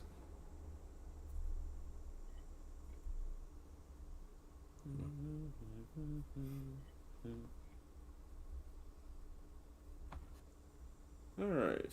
Party make the way to HQ. Go back to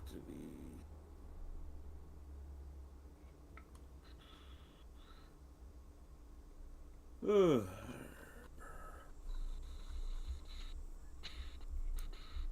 Find that file real quick.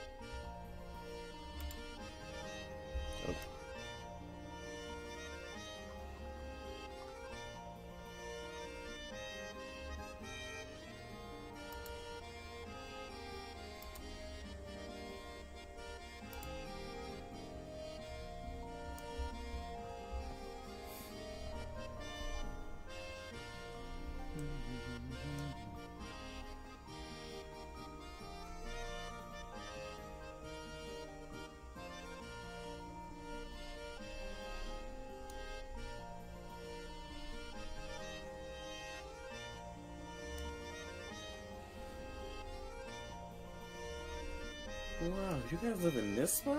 This spot? Everything else looks so normal, but it's a very interesting shape. You like it? It's all of the, well, our team's always about improving ourselves and better, so I made it in the shape of an arrow. And look at the results. Our little Florgata was evolved into a Masquerada over the course of our quest. Ooh, that's so cool! So this building has like weird level up properties? It's just a metaphor. I wouldn't invest too much stake into it. Well, he's more impressed by it than our recent recruits. I just wanted to see the inside. I was so excited about being a hero, I kind of wasn't paying attention to most of the tour. The youth. Oh well. Glad somebody appreciates my design genius. Mostly because he hasn't seen much else.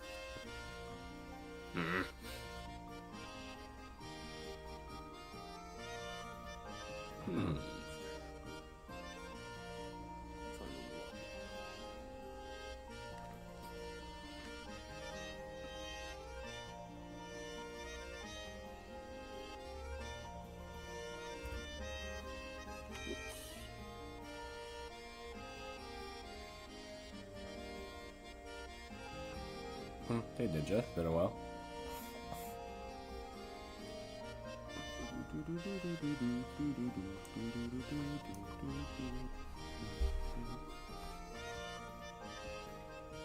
You play any games that are similar to D&D, Ninja? Like, Knights of the Republic or something like Baldur's Gate, something like that.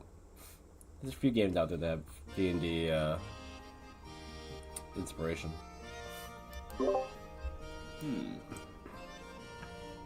Ooh, it's like a giant fish tank.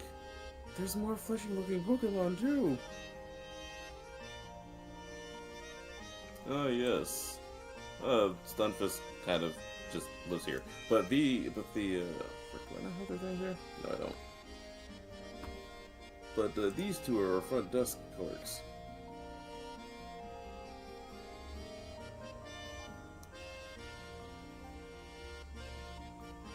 Luminion and Bruxish. they handle all the check-ins and basically act as secretaries and organize our quests.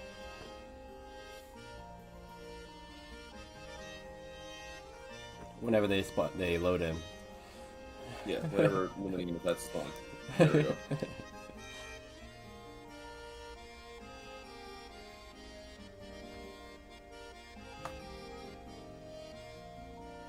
Yeah, our entire base is underwater. Because, well,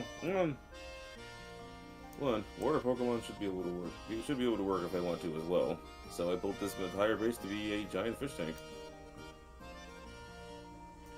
So if they wanted to contribute, they can. Stunfisk over there kind of acts as our... He doesn't really do much, but he kind of acts as our security guard. No one will really notice him if he broke in because he'd be face down. That's an interesting job. Cool that you guys are so accommodating. The more hands, the better. To be honest, we need to hire more people for minor commissions. Dailies can get kind of exhausting after a while. Yes, especially after we get roped into fighting gods, apparently.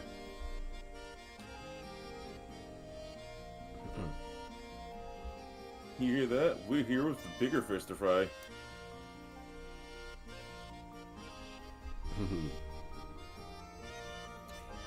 One mentioned frying fish in front of Luminion and Bruxious. Yeah, right. I hadn't thought of that.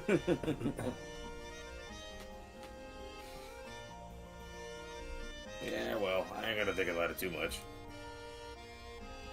It's not the first fish-related pun we've heard all day. Stefan likes to test his jokes while he's when no one's looking. Well, that's about enough of that. All right, so let's go ahead and oh look at here, major quest. Very smooth, Stefan. Huh? Would you look at that? Oh yes, the name of that place. I don't remember if I said it before, but that place I mentioned earlier that asked for pylonic fluid, like materials for pylonic fluid, which I still don't have a full understanding of what it is. They seem to have posted a major quest regarding you.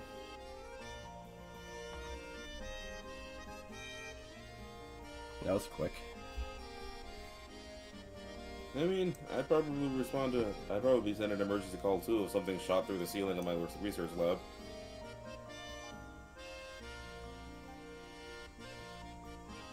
Indeed.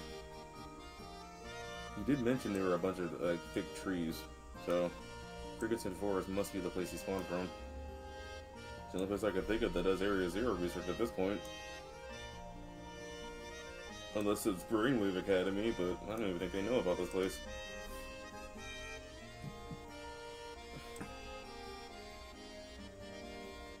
You don't think they can get brainjacked, do they? You don't think future Pokemon can get brainjacked or anything, do they? Do you?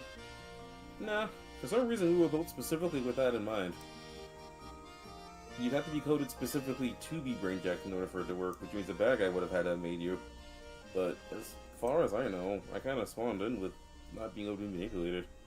Sometimes I feel my head scratched, but that's probably, you know, a block or something. Interesting. Future Pokemon can't seem to have their brains looked into. Probably because it's all circuitry. It's like you said, you'd have to be coded to be like that, being that they're machines.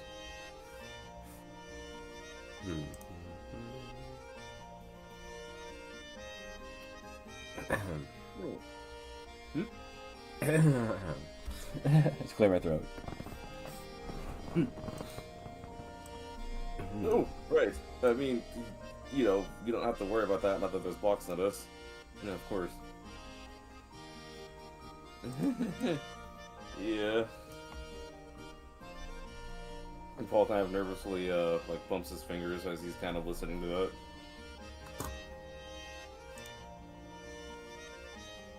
Okay, this is... My apologies, we're not used to... this. Indeed.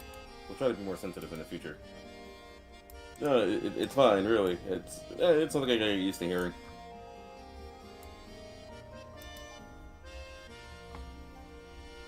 But, yeah, the... The fish is right, though. You do have a major calm from Frequency Forest. I was gonna say something, but you guys kind of started yapping. Heaven forbid they give tours, Farxus. Sheesh.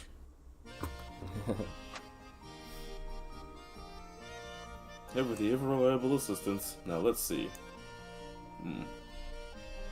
Yes, yeah, this is about the, and they wanted us to investigate a strange meteor that kind of shot through their facility, so can't think of any other meteor than you, with how fast you were flying. Yeah, I guess that checks out.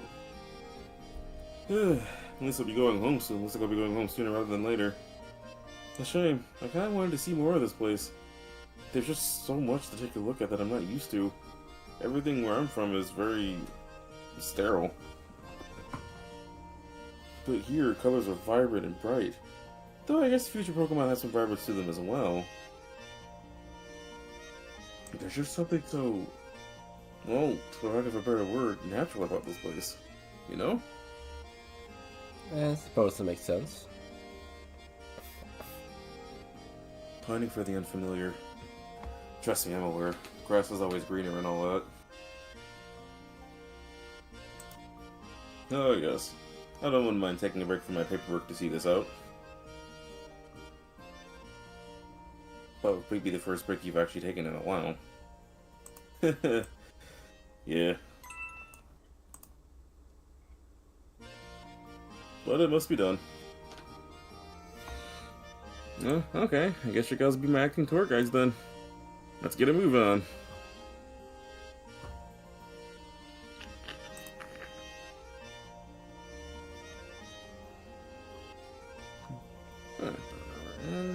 Cool.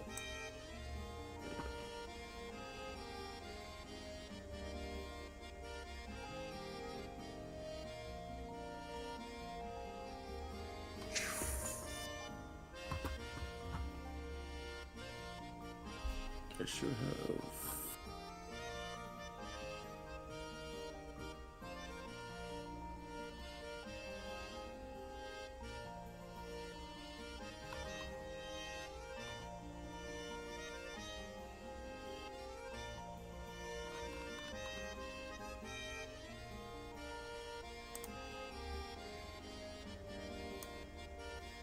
Do I not have? Okay. Here.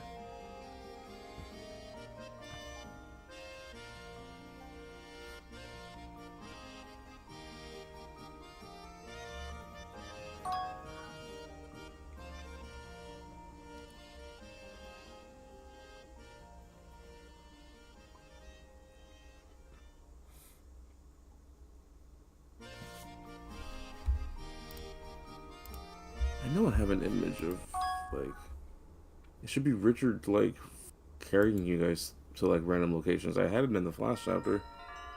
I'll have to double check and see if it's on here.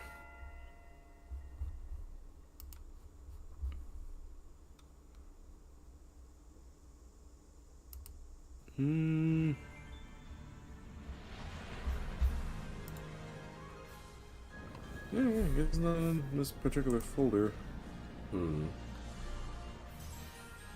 I know I have it somewhere.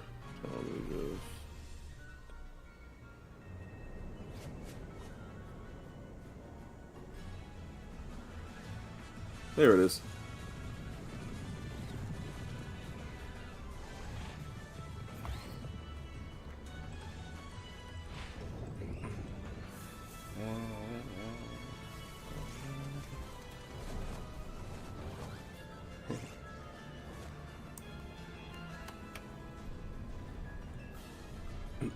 I do remember this image. Yeah, that's what I'm saying. Is like I've had this before, and I pretty much used it to as your Richard taking you off to the where you need to go. Right. It's also his daily image, but I have two of them with Richard, so I figured I'd use the one with Stefan instead. Yeah. Where is this one located? It is here.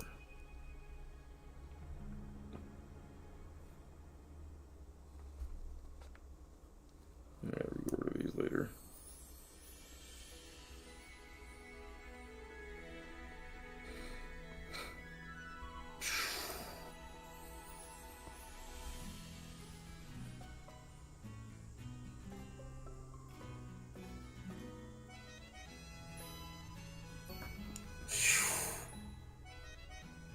Yeah, this is quite a heavy load. How are you able to carry all of it? I've carried many a dangerous cargo. Honestly. Honestly, this is light work for the amount of things I've had to haul. Impressive. Plus, my reinforced steel lets me carry any burden without putting a strain on my body. Getting off the ground is usually the hard part, but once I start moving, it's fine. Alright.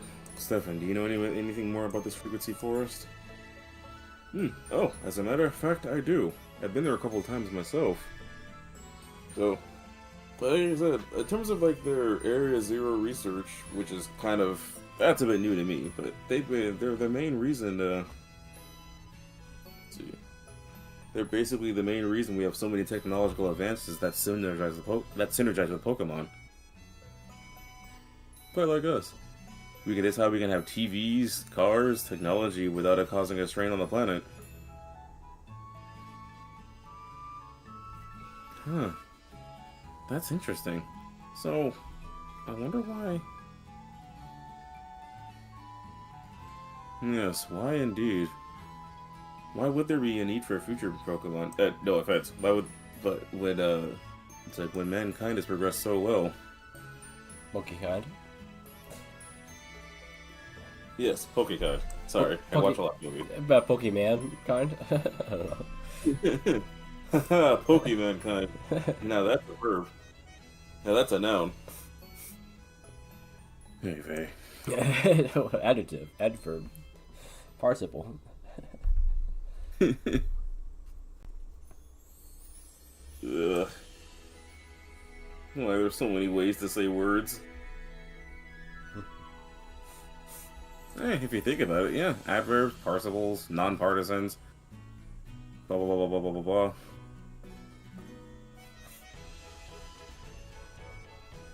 If there's a way to subtract verbs, I'd do it.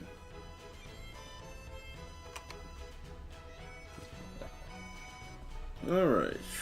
But yes, they're responsible for all the advances we have in technology. All our construction and materials, everything. And despite it all, there's been no strain on the planet because of it. But like you said, it does bring into question why future Pokemon were around, if we've been doing so well. It's not out of the realm of possibility that the models might have changed over time, but it's hard to say for now. Indeed, thinking about the future right now would only give me a headache.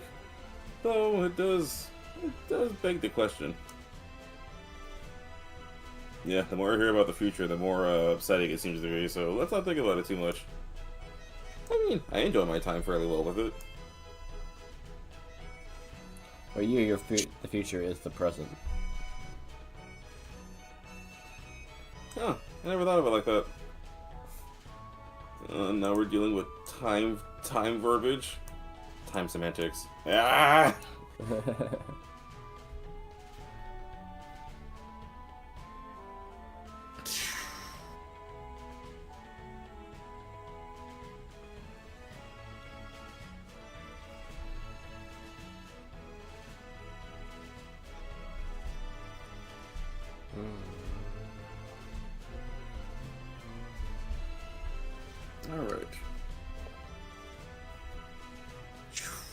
Alright. We'll be entering Frequency 4 shortly. Alright. There it is off on the horizon. Ho ho! This will be the quickest major quest yet.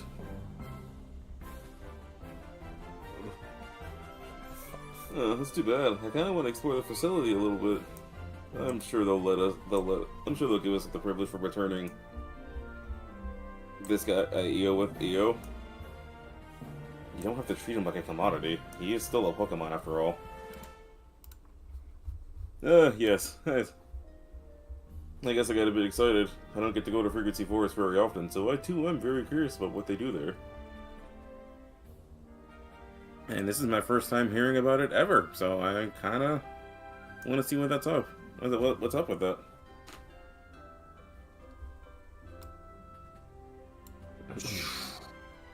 Alright.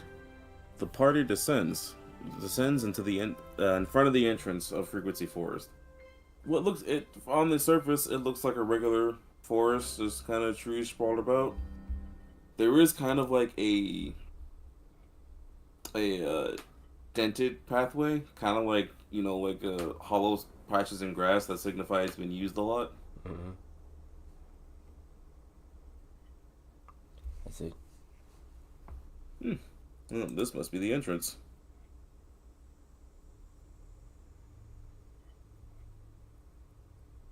All right, everyone. We are exploring unfamiliar territory. Well, you guys are. So, there shouldn't be any hazards, but it's good to keep your eyes peeled just in case. We are going through a thick forest after all. Yes, sir. I suppose I'll tag along. I'm already in it for. I'm already seen too much to not be invested.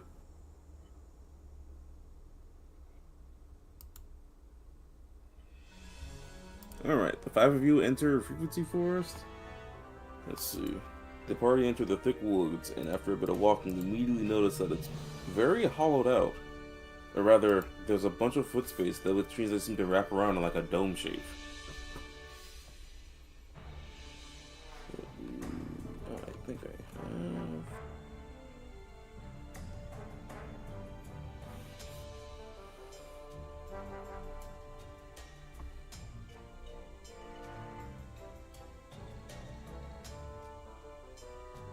North are running.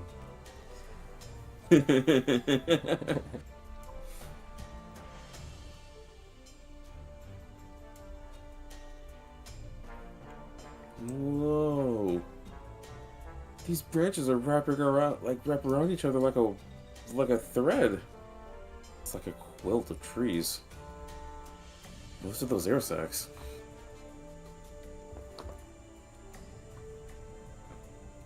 And I think I remember what these were. These are beep beep beep beep. Huh? What was that?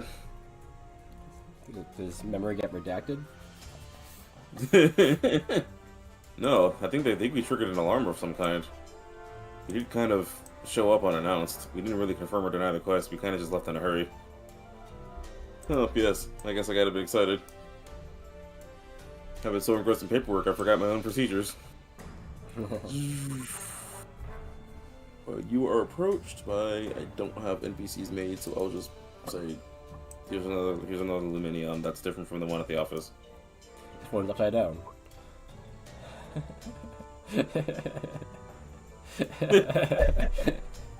It is I, Waldominion. Well, yeah.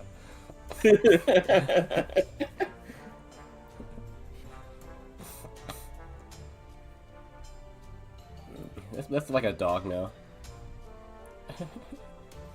It a little bit? Like it's like they got like a floppy ear, or like a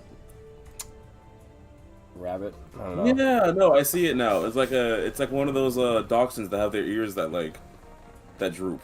Yeah. That's funny.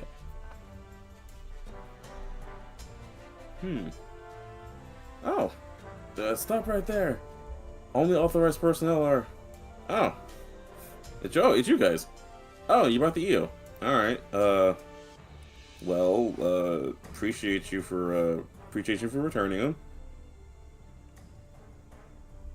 them.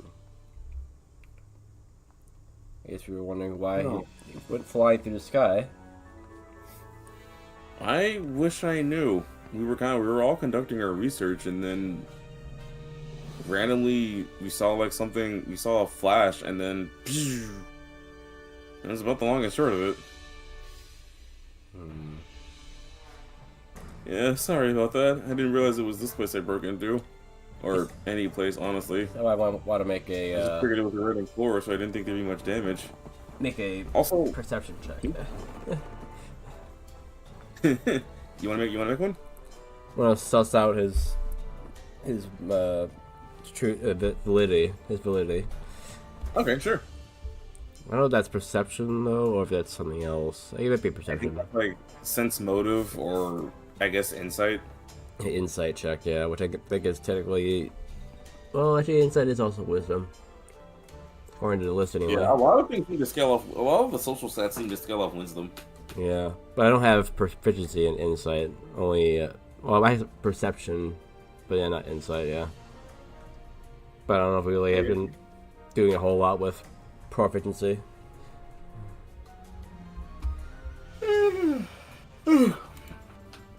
But yeah, that was 6. That's an 8. Alright. Well, you can't tell there's anything like malaligned with his words. He's kind of just telling you what he saw. Okay. I can assure you, these researchers here are sound of mind. Though I still don't know what pylonic fluid is.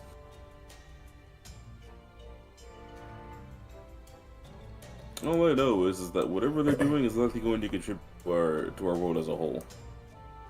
Sounds like a pretty cool group. I wouldn't mind hanging here sometime. Now, this isn't a place to hang, sir. This is a very strict, serious research facility. Sheesh. Oh, and you were asking about these weird sacs of air? They're not sacs of air. They're a mixture of water and nectar. I'm not sure about the science behind it, but this forest itself has seemed to have evolved around us wanting to help the world. Like, something inside of it was saying, you know, let's make this easier for us. So it wrapped its trees around, formed a dome over time, and then created these self-sustaining sacs of water and nectar to fix and repair itself. That's why the ceiling's fixed, even though he shot a huge hole in it.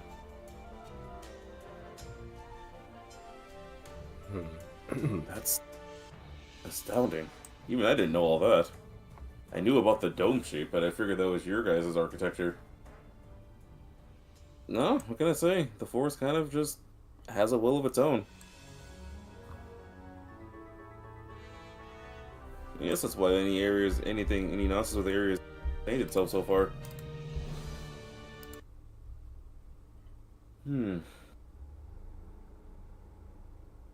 That's interesting. But with the self-evolving trees, why would... It seems like everything was going forward, like, the preservation of natural Pokemon. It does raise an eyebrow as to what could have happened that led to future Pokemon's creation.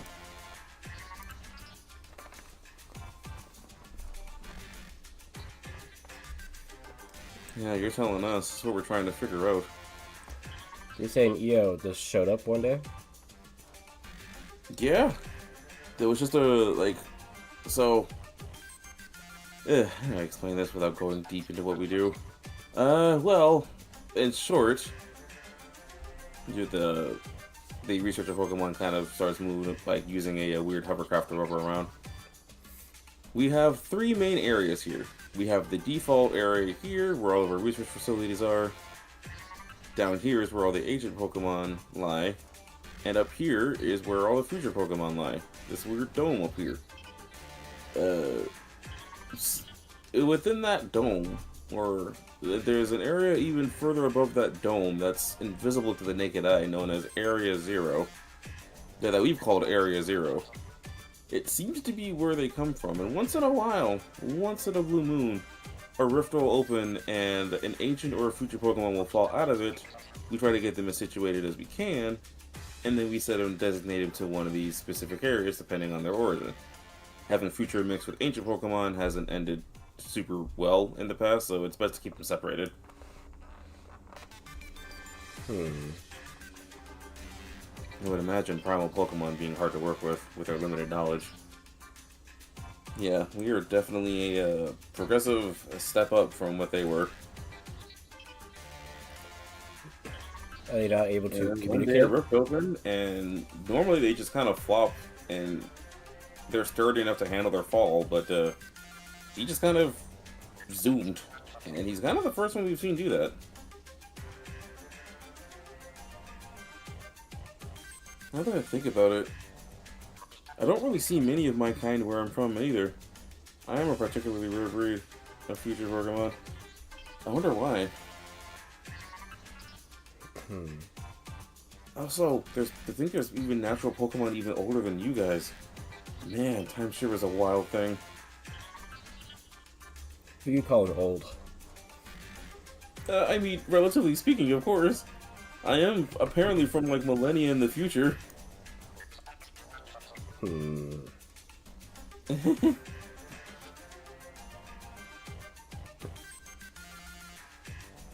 is very telling and very, yeah, this is very interesting. It's what we're kind of we've dedicated a lot of our time and research towards. You guys have enough technological advances out there, so we figured, so everyone kind of universally agreed to study Area Zero as much as we could. So technology stagnating is probably for the better. Who knows?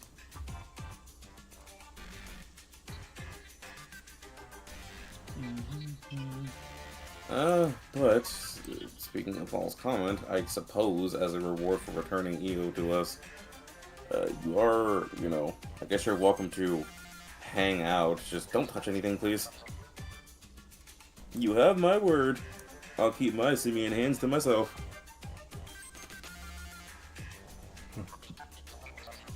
As if.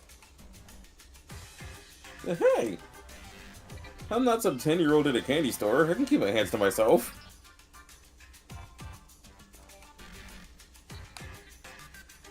Let's see.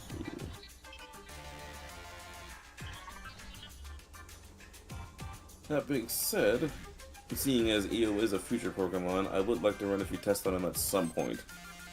I don't know. But you guys are free to explore in the meantime.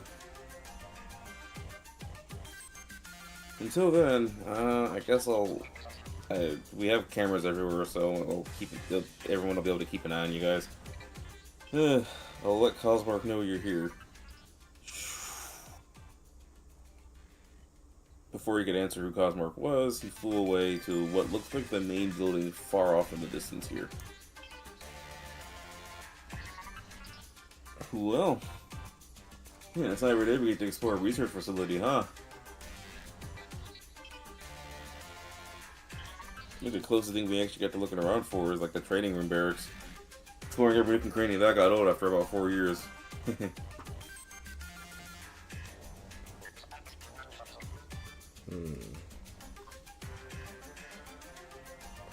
Nothing really seems to be amiss here at the moment, but maybe you should investigate.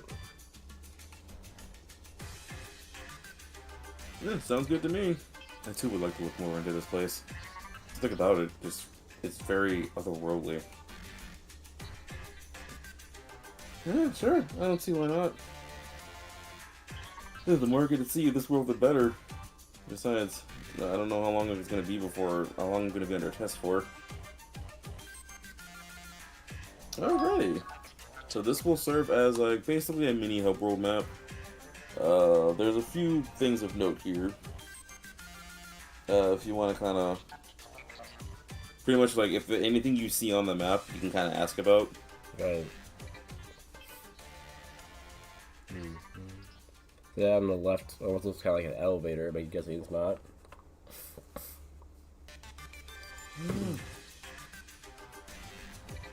Yeah. You see what looks like a dome kind of descend into what looks like a dock of some sort. Interesting. The research facilities seem to move around. But why? Oh. There's actually, looks like there's two more right next to that big building that Luminion mentioned. You think that could be where the big professor is? Big bad. Not that professor, but just the. Yeah. I don't know why my brain was like, "Oh, the big bad boss." I was like, "No, not even. No. No." Mr. Not fighting Dr. Wily yet. And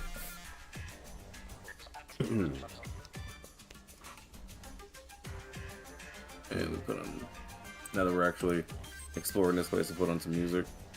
I forgot to put on music beforehand. That's some Professor Sada. I don't right now. Professor Sada? Yeah, it's very, like, beep boopy kind of song from Scarlet Violet.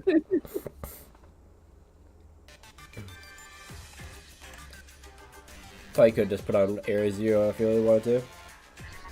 I forgot. I haven't played Scarlet and Violet, so I didn't even Area Zero had music. Yeah, it's very, very well known, and I think a lot of people like it. Okay. I think a lot of it is because it's like a lot of Area Zero is made by Toby Fox. So people like Toby Fox music. No, I like Toby Fox music. Yeah.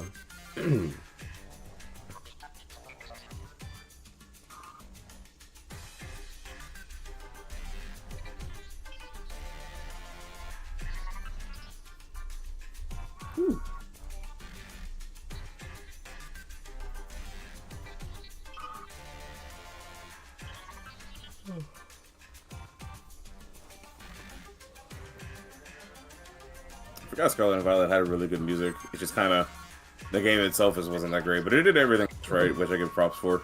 Hey, Yeah, there you it's go.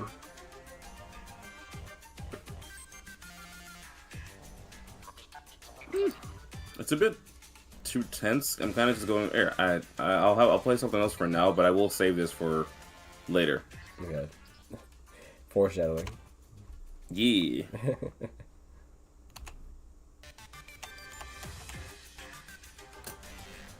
It's funny. You could probably put some Pokemon that already exist into the future category if you really wanted to. Ones like Genesect, like or Metagross and Magnezone. yeah, Magzone, Genesect, Porygon, Rotom. Yeah. Rotom is just a future Pokemon, Yeah. especially because like him possessing things legit Trailblaze technology. Yeah, so he's like like Rotom Wash, that's kinda like Iron Bottle over here.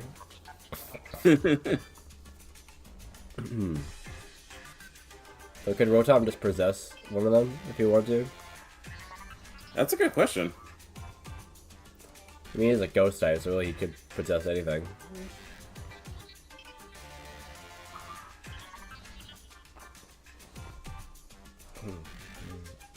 Yeah.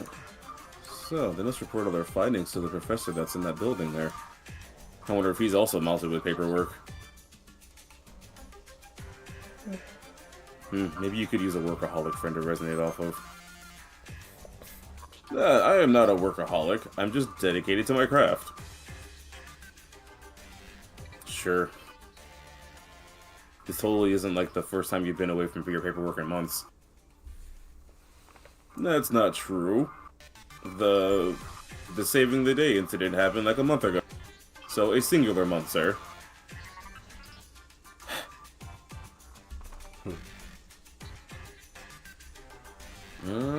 Hey, look. There's also a crafts that seem to hover towards the future in the ancient areas too. Must be how they pick up their clients for testing.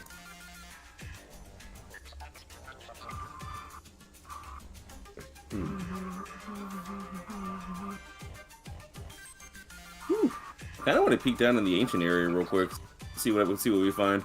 Apparently, it's super dangerous, so we'll probably just look over the gate for now. Huh. Jigglypuff with a weird tail on his head. There's... It looks like a Salamence. Kind of weird that none of them are like there's no like Bagons or Aeron equivalents. It's just the Salamence. So wings kind of look like tribal feathers. It's pretty funky.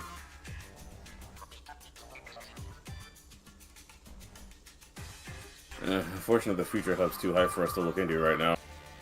We'll have to ask somebody about that later. Actually, I'm curious to see what other future Pokemon they have cooped up in. Ooh, what's in one of these labs? Careful not to touch anything. Yeah, don't worry. I'm just looking through the window.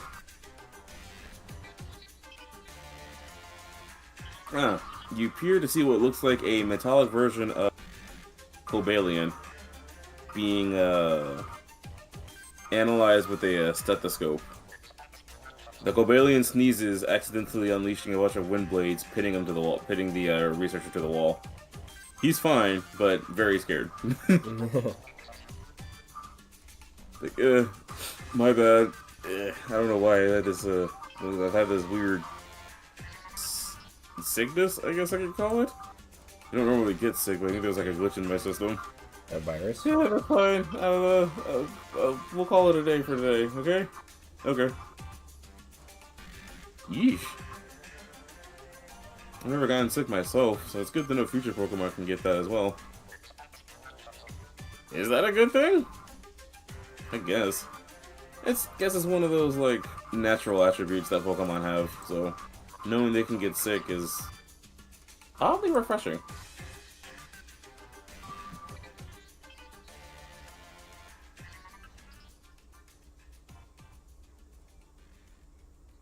Let's see.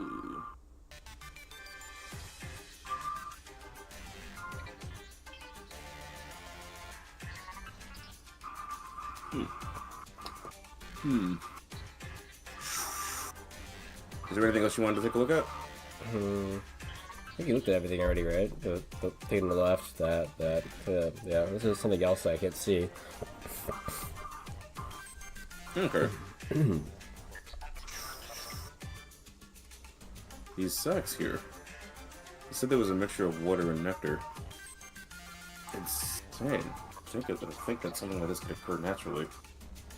But it's only ever with this forest. I wonder what it entails.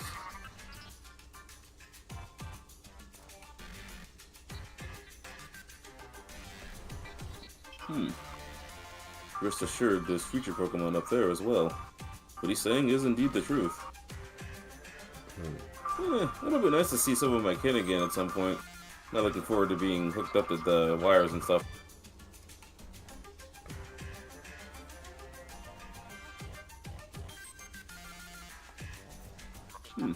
I suppose now that since we're here, we'll go ahead.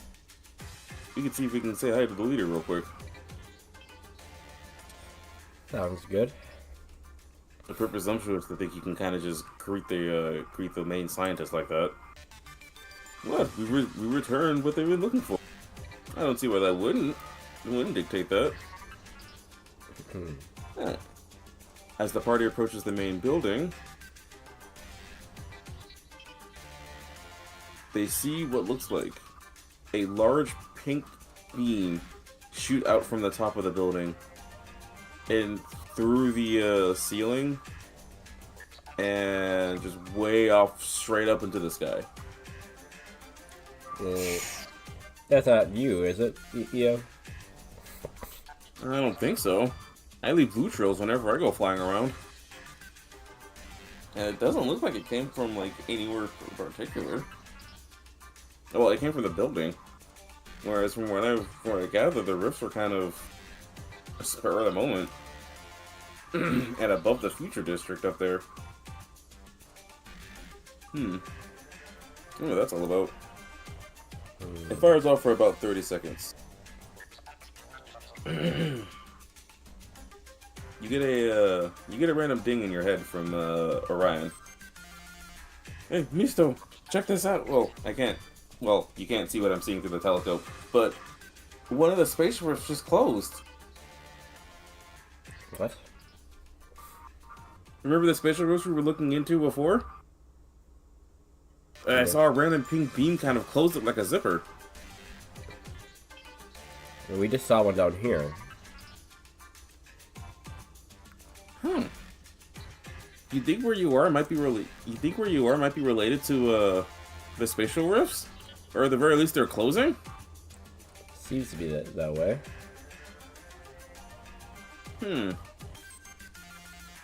I'll definitely keep looking into it. You guys be careful there.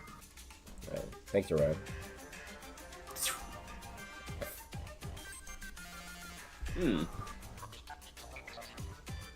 Everything alright?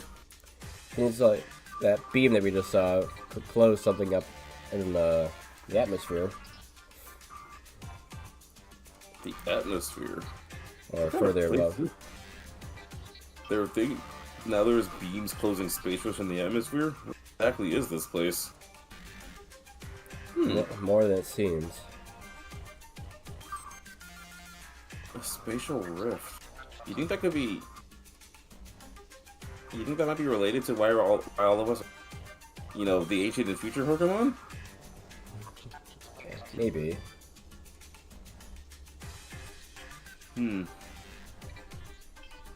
Definitely boggles the mind.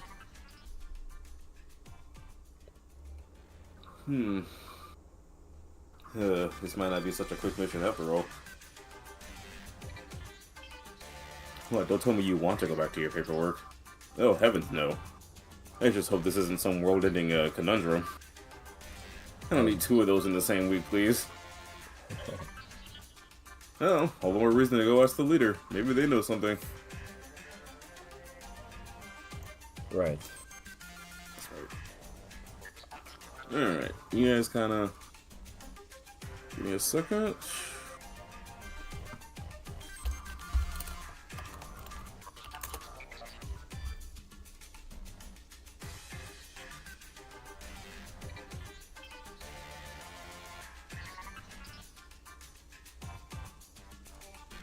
I'll make a spray for him later. But I do have artifacts, so that will help. Alright. Careful, I wouldn't do that if I were you. That place is heavily guarded. Huh? Who goes there?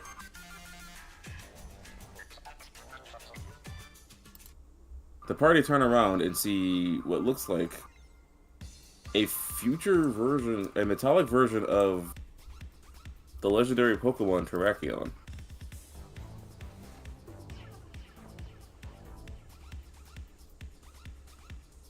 Whoa!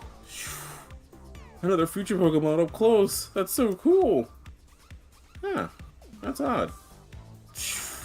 In my time in the future, I don't see very many of your kind either. Yeah, I'm a particularly rare breed, which means I'm constantly hooked up to those dumb machines. And it's kinda odd. They give me different tests than the other ones do. Different kinds of tests? What do you mean? Well, there's the standard brain scans, well, circuit scans, memory checks, and stuff like that.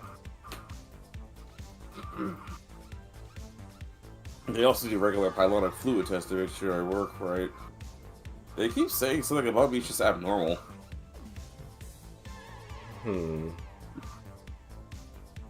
I mean, from my perspective, they're all abnormal, but whatever. Fair enough. Yeah, this whole experience is pretty abnormal. Oh, what's your name, by the way? Oh, where are my manners? My name is T registered ampersand, well, I'll just say my name is Travis for now. See, complex symbols is a common naming scheme amongst future Pokemon. Oh, thanks for making it simple for us. Yeah, no problem. Yeah, but yeah, like I said, that place is heavily guarded. It's not really a place you can kind of just knock. Guarded. Did they have something to hide? Hmm? Did they have something to hide? Not sure. All I know is the guy in the buildings have been super nice to us all, and has made sure everything runs smoothly. So probably just doesn't want to be disturbed. Besides, they report to him for the research findings all the time, so that's probably mad info that he doesn't want being touched. I can definitely understand respecting someone's privacy.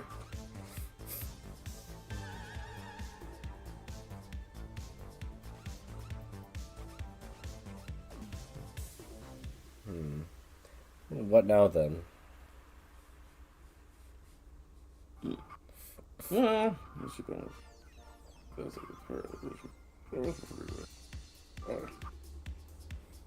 There you are. You're not causing the guest any more trouble, are you? What? What are you talking about? All I did was skip out on a few tests. You can't keep doing that, man. It's very important that we understand what the makings of future Pokemon and all that. Bah, don't give me any of that. I know you do your future research, but there's a reason I get so much attention, right? Yes, and we're trying to figure out what makes you so special. Your coding is a lot different than the others, and I can't figure out why. Whatever. If you guys are so smart, you should have figured it out by now. Come on. Well, don't make this harder than it needs to be. Fine. Alright, I'll catch you guys later.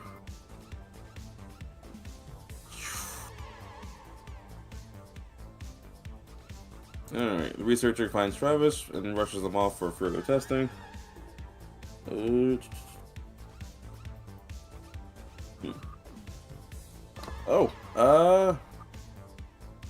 I guess for now, if you guys want to make yourselves comfortable, if you guys are still kind of wanting to explore the place, I would definitely recommend visiting the Future Hub. I'll see if the head researcher can give you an access pass, especially since you gave returned EO to us. Okay. Oh, cool. We'll be able to explore the Future Hub, the Future District soon. I do enjoy a good sightseeing trip. Definitely seen a lot more than I was expecting.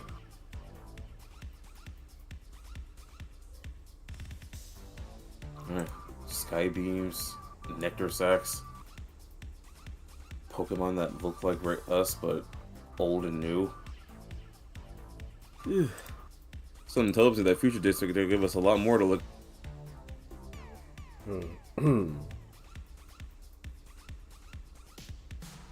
Alright, and unless you guys want to do anything else, I will cut it there. That makes sense, yeah. Alright, sorry it took so long to start up, but this is kind of the point I wanted to cut off anyway. So I guess it worked out, but... Yeah. Okay. Yeah. So the next time we log on, you will be exploring the future area, and there'll be a lot more to do there. Like, this was kind of just like the introductory chapter, general overview. We got a lot of story stuff done, so I think it's a pretty good session. Yeah, for sure.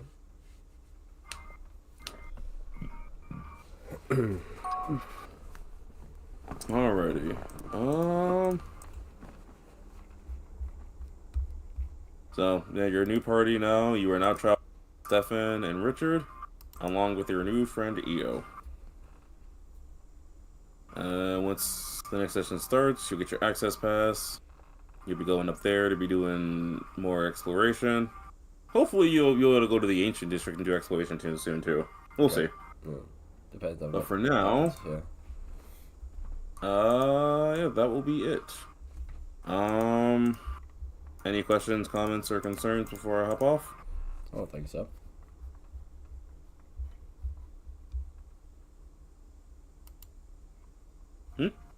Yeah, I don't think so. Okay. Cool. Thanks for coming to the stream. Oh. So it's almost 3 o'clock. I probably should be hopping off anyway. Yeah. I was gonna suggest doing something else, but like I said, it is almost 3, and I got some stuff I gotta do. So I will call it there. Thanks you guys. Thanks everyone for showing up. Don't forget to save, and we'll see you guys in a couple weeks. Yeah.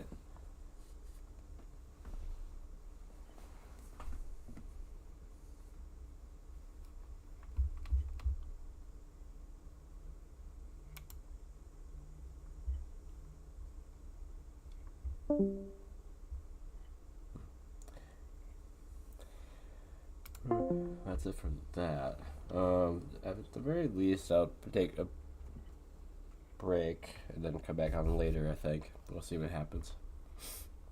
But yeah, that's it for D&D for today, for sure. But yeah. Until next time, everyone, though, have a fantastic rest of your day, or whatever. Well, yeah.